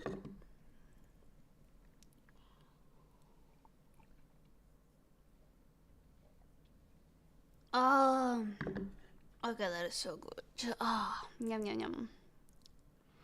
Emma, go make some cappuccino. I'll be back. Okay, enjoy cappuccino. I'm playing FNAF 1. Oh, good luck. Everything you'd want in a sequel. More cameras, more danger, and more fan. Oh, the fan. But that also comes with more questions. Questions about the game's lore. And with while no others will doors. provide you with the jump scares, I provide you with what everyone really wants, answers. Well, maybe not everyone. What an elite, educated subset of you really want, answers. So grab yourselves a slice of Freddy Fazbear's signature pizza, cause we're about to dig in.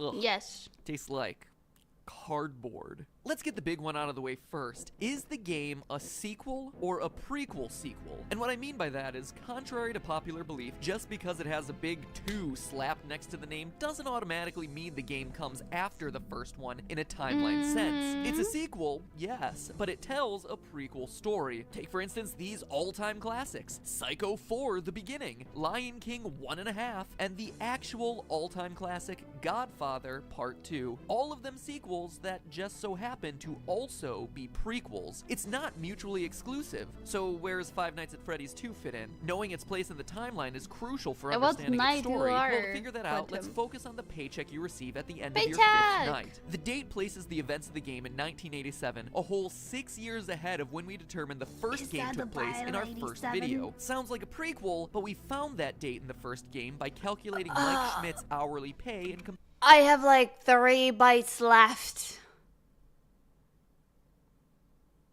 But I feel I can't do them.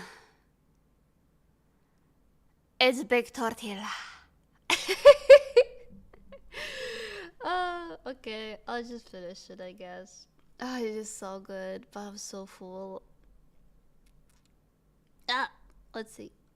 Comparing that to the minimum wage of the 90s. If So Scott good. Coffin, the game's developer, is just picking random numbers for the payments, this bit of evidence would be meaningless. Except that he's not. At the end of Five Nights 2, you get paid No $100.50. Divide that by the 30 hours worked, and you get $3.35 an hour. The exact minimum wage for 1987, which means that us using minimum wage calculations to identify the year of Five Nights 1 is a perfectly valid way to prove it, and shows that it takes place after the events of Five Nights 2. Still don't believe me? Players brave enough to survive the extra night 6 are rewarded with a bonus check and a newspaper clipping that says the toy robots are getting scrapped, and that the old ones are going into storage for a new, smaller scale version of the restaurant. That would explain why the old models reappear in Five Nights 1 and the toy models don't. And notice how it mentions a smaller version of the restaurant. The building in Five Nights 1 is significantly smaller than the setting of Five Nights 2. Need more evidence? What about the fact that on the first night in the office, the phone guy explains that the robots used to walk around during the day just like they do in Five Nights 2, but not anymore. Or the fact that phone guy dies in the first game, making it hard for him to also be the phone guy in Five Nights at Freddy's 2 if it takes place after. Call me the Phantom Menace, cause every way to Sunday, this game is a prequel. So with that revelation out of the way, we're able to piece together the rest of the timeline and dig a little bit deeper. Posters everywhere in Five Nights 2 welcome you to this new location, implying that there was another Freddy Fazbear's Pizza somewhere before. I love Mango. She's pretty. I think she's non-binary. I still call her she, Because I'm dumb fuck. But I don't know. I love Mango. Mango! She's the cutest Pepe. I love her. I love Mango. I think some people call her she, some people call, I don't know, like, we don't know the gender of the Mango. Mango. Yeah, Mango.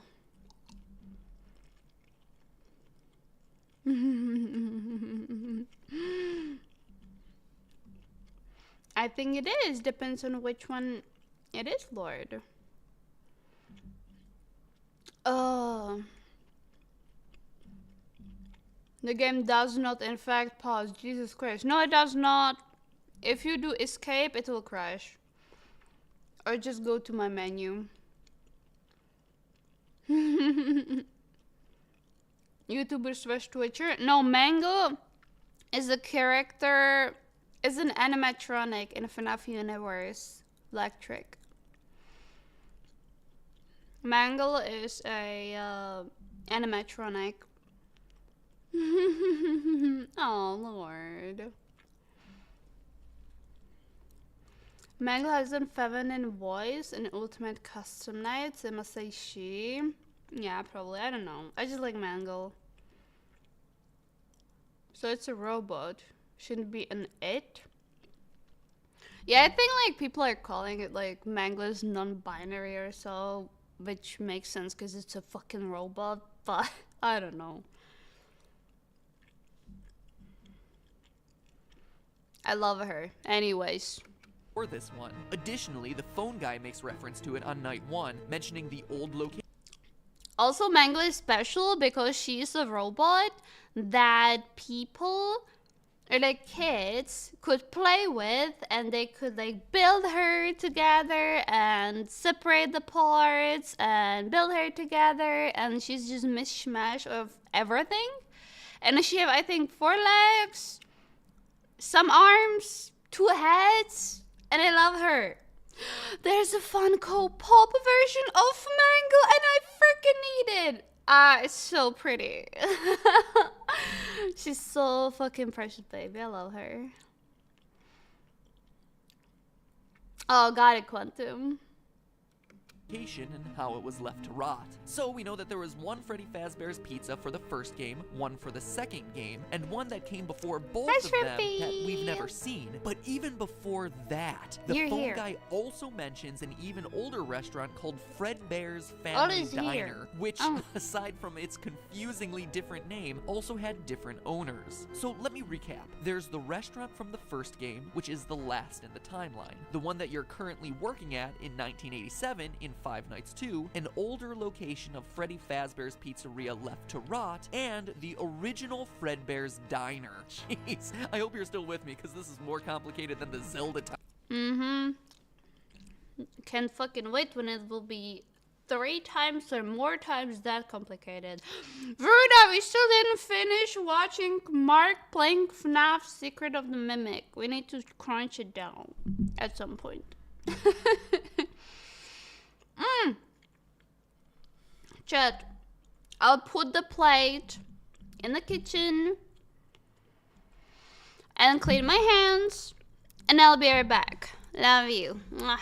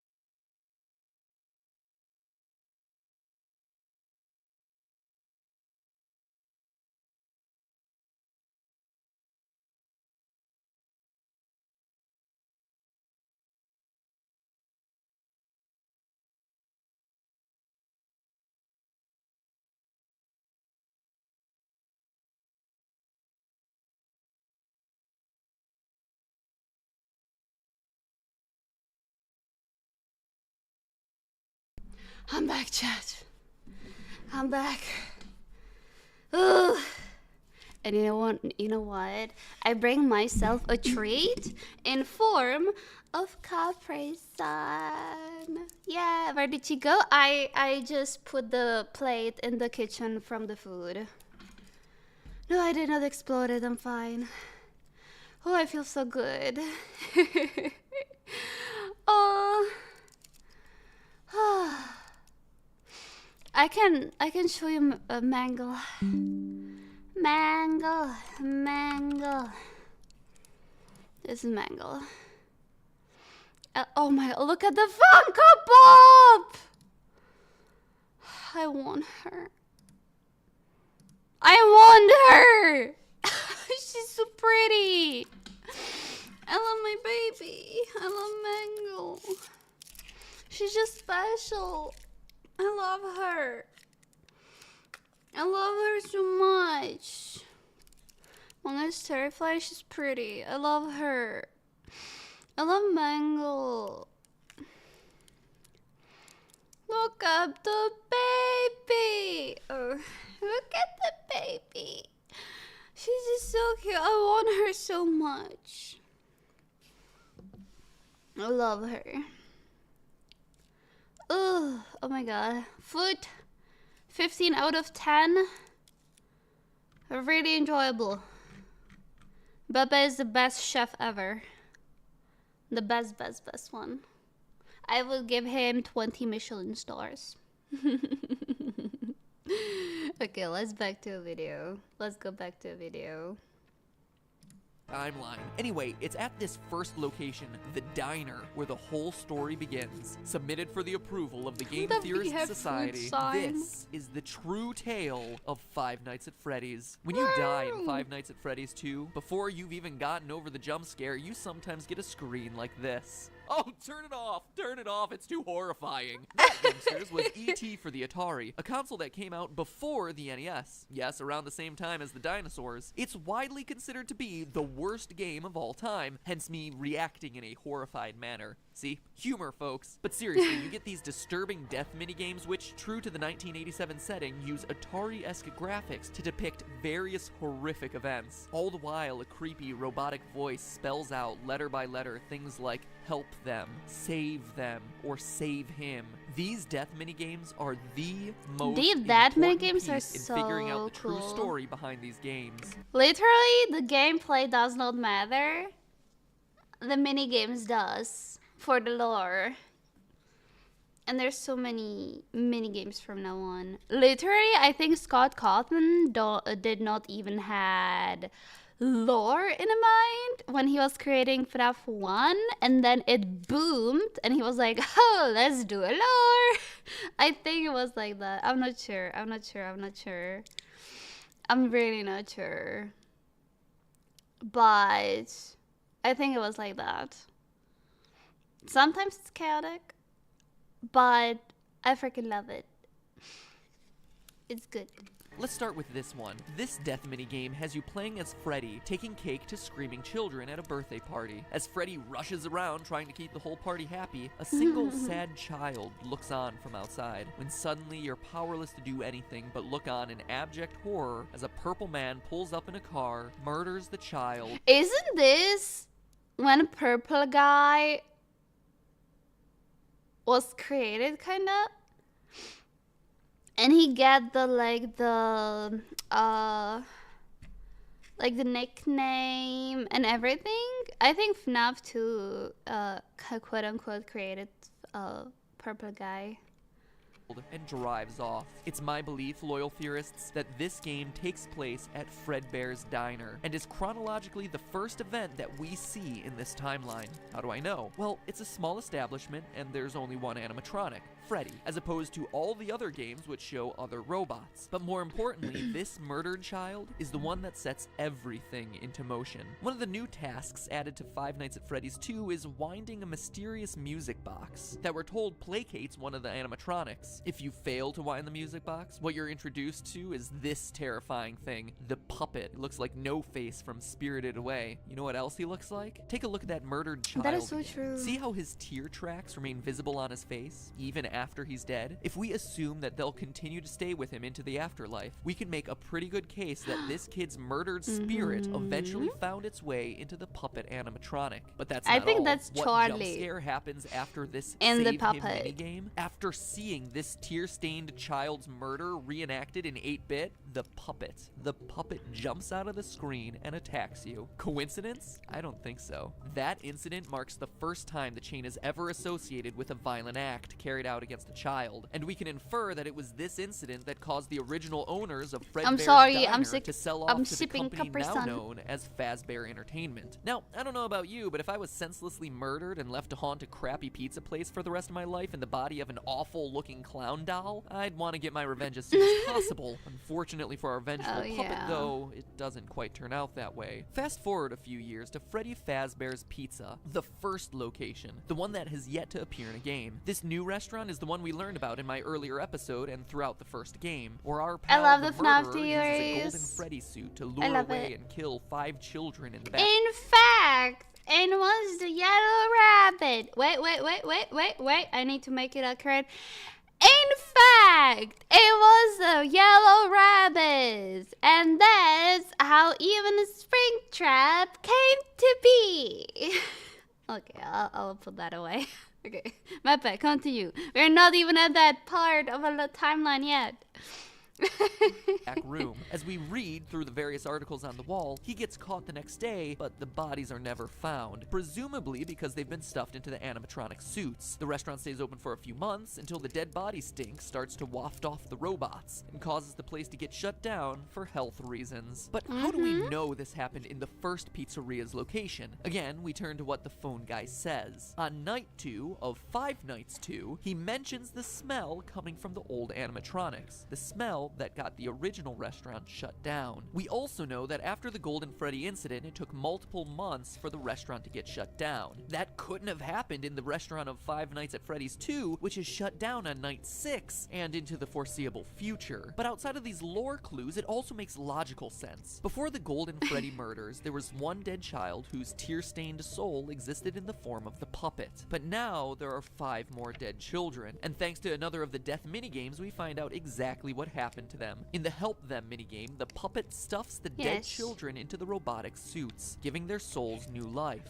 and preps them for their eternal mission brings them of alive vengeance. and but purpose. Pat, you say through your chattering teeth, there are only 4 dead children in that game. To which I tell you, look closer, if you dare. For the frame right before Golden Freddy's head jumps out and attacks features the lost 5th dead child, and what started as a haunted puppet has suddenly become an army of possessed animatronics out for revenge. But wait, that's not all we know. We also know the murder was committed by the same guy who killed the first Purple child. guy! How? Look at the Foxy death minigame. Twice, Foxy runs out to meet the kids. Go, But go, the go! third time, we see the tall purple man again, smiling. Foxy goes into the other room to find 5 dead children. The man in purple strikes again. Skip ahead to 1987, finally bringing us to the events of Five Nights at Freddy's 2. The old animatronics have been retired, and the cute new versions of all— Bonnie?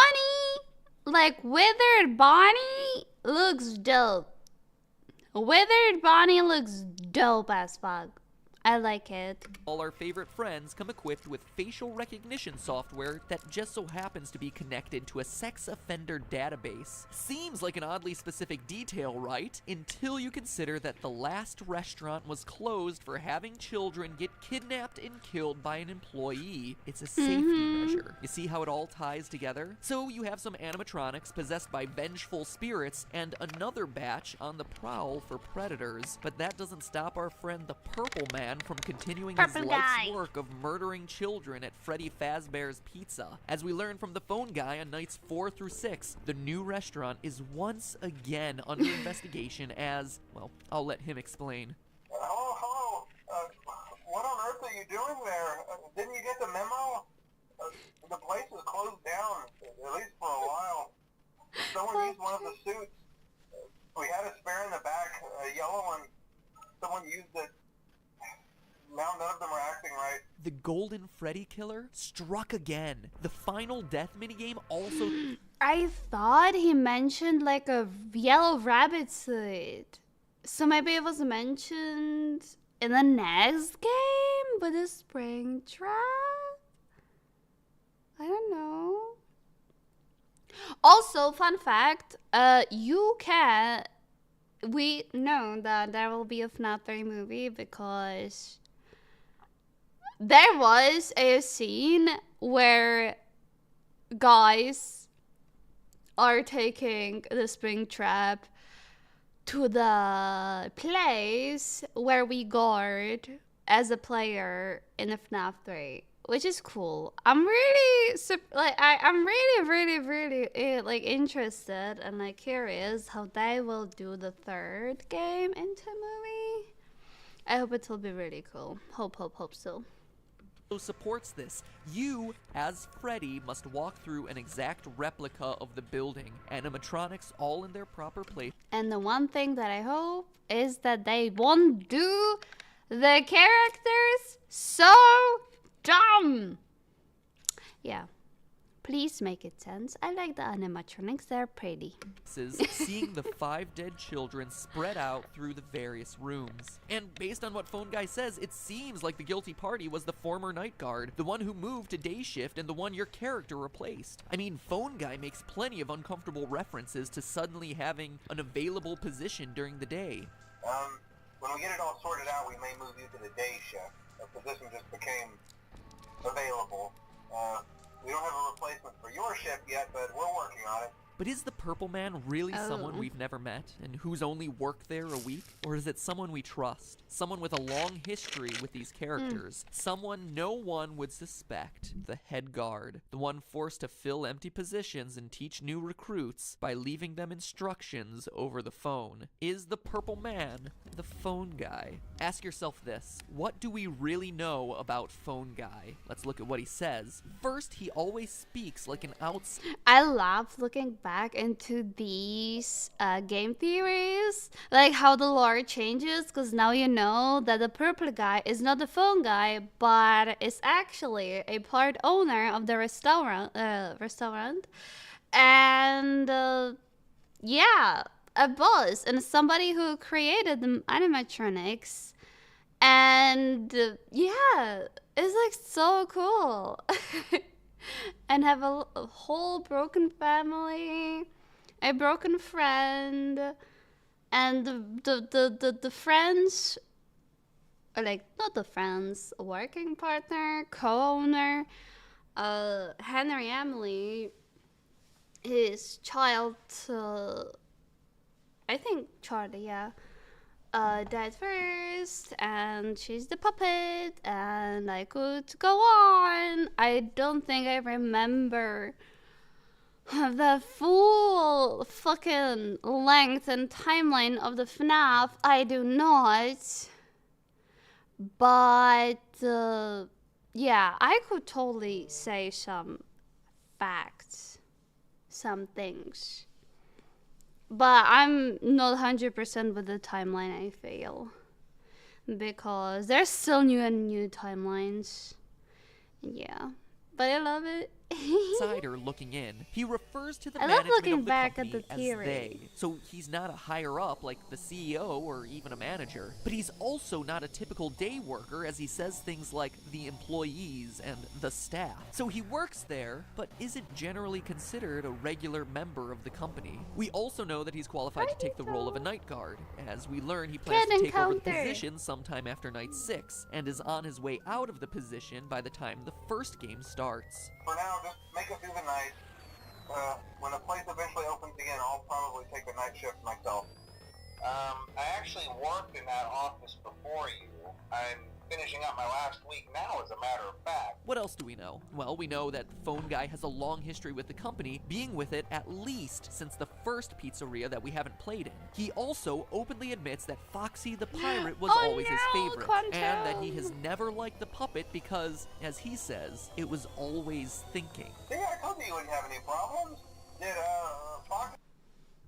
Quantum in a night 2. I think Freddy is still not active. So you can just use the light at the doors and sometimes pop into Foxy's camera, and that's all you need to do. Easy as that. Did he ever repair the hallway? Probably not. I was just curious. Like I said, he was always my favorite. I'll be honest, I never liked that puppet thing. It's always thinking, and it can go anywhere. Okay, but what do we know about the purple guy, the Golden Freddy Killer? Well, let's look at the minigames again. He has a long history with the franchise, killing since it was Fredbear Diner. We see him smiling as he watches Foxy perform, Phone Guy's favorite, right before Foxy sees the room of dead children. We know that the puppet and the killer wouldn't get along, which would explain Phone Guy's discomfort around a creature that he describes as always thinking. And here's the bombshell. We know the killer... Because Puppet was built for watching kids, so they don't go stray from the restaurant.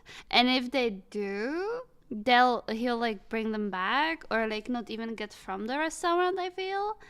And because the kids should have like bracelets, so he could track them. And he was able to go through the whole restaurant, I feel. Through the system at the ceiling. Killer is a security guard. How? On very rare occasions during the Save Them minigame, while Freddy chases the puppet, the purple man appears and chases you. Look on his chest. It's an orange badge, the kind that would be given to a security guard. Now look at his eyes. Notice the white spots? An odd, seemingly innocuous detail. But now look at Golden Freddy. Look deep into his dead, vacant eyes. What do you see? 2 white spots. 2 white spots! Barely visible. They're there. And now finally, what do we see in Purple Guy's hand? Oh, Atari got it, graphics Quantum. make it Yeah, tough they're to really discern. annoying. It's not like any gun or knife I've seen. No, that to me is very clearly a phone. The robotic voice is spelling out for you, save them, save them. But when Purple Guy, Phone Guy, catches you, the screen crashes and all you're left with is, you can't. But that's not where it ends, Internet. As you and I both know, there's still Five Nights at Freddy's 1. If this game is last in line and the puppet is truly pulling the strings behind all of this, you might be asking yourself where he is in Five Nights 1. We know the other animatronics got scrapped, but this ghostly guy should still be around if this timeline I proposed is correct. And get this, the puppet is in the first game. Take a look at the east hallway. Seems pretty normal, right? But every so often, the posters on the walls change to Oh this, yeah, that's an a Easter crying egg. child with 2 streaming lines down his face. Look familiar? It should. The There's Five Nights so at many Freddy's Easter series is eggs about in the FNAF vengeance. 1. So So many. 6 children. More. Looking for revenge. There's so against many a sick Easter eggs. child killer. The purple guy. The guy who just so happens to be the first voice you hear when turning on these games. Save them. Save them. You Just can't. save them. But hey, that's just a theory. A game theory. theory. Thanks for watching. Good job. Good job. Ito. We're going. I have a Ito in my lap. Wait. You'll fall. No. Wait. You'll fall. Don't fall. Thank you. Wait. Okay. Whoa. Oh. I love the videos. MadPage is so good with making these videos. I'll give it a like. And I'll send you the link so you can support the video and see the video. And yes. Boing. Ito, you are quite heavy, but you're slipping from my lap. Please don't do it. I don't think I'll be watching more videos today. In fact, I wanted to end since I need to do still some things. And yeah.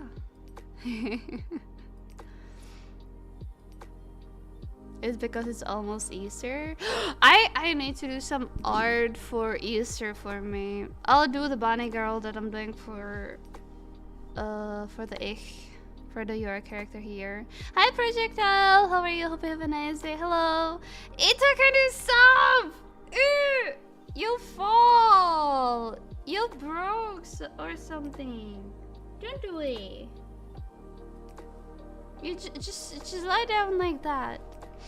Oh, he still want to move. Hey Sally, I love to see you. Hi, how are you? Hope you have an awesome day, really. You should totally draw me as a blonde girl. Shrimpy. Do we need end? Yeah. Hey! I did your longer streams previous days. Ah! Wait, how long streams I even did? Really curious. Thank you for the happen. Thank you, thank you. Thank you, thank you. Okay, so yesterday you had 6.5 hours. At Tuesday you had 3 and 51. Well, I thought you had more. And the Monday you have 5 hours, and then the Sunday you have almost 10-hour stream. Almost 10-hour stream. Oh, well, yeah. Oh, long. Yeah, the previous was long. You're happier this moment? Yes, it is. Don't look at me like that. I'm just moving when I'm puppeting a model, Ito. Don't look at me like that. Aww. But yeah, I think I'll be going. I thought I'll be rigging or something. But then I got food and I didn't want it to rig while I'm having a food because I had not good. I had sticky fingers and I don't want to touch my PC or keyboard or mouse when I have sticky fingers. I don't.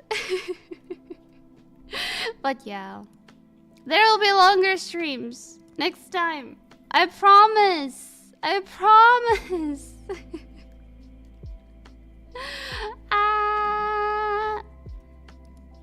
But just please don't put into the videos to watch in the streams some drama videos and like those and political videos. I don't want to cover drama. I want only positivity here. Only positivity here. Yes, yes. And I'll be rating chat. I'll be rating. Oh, thank you so much for all the lure keys though. Thank you. But I'll be rating over here.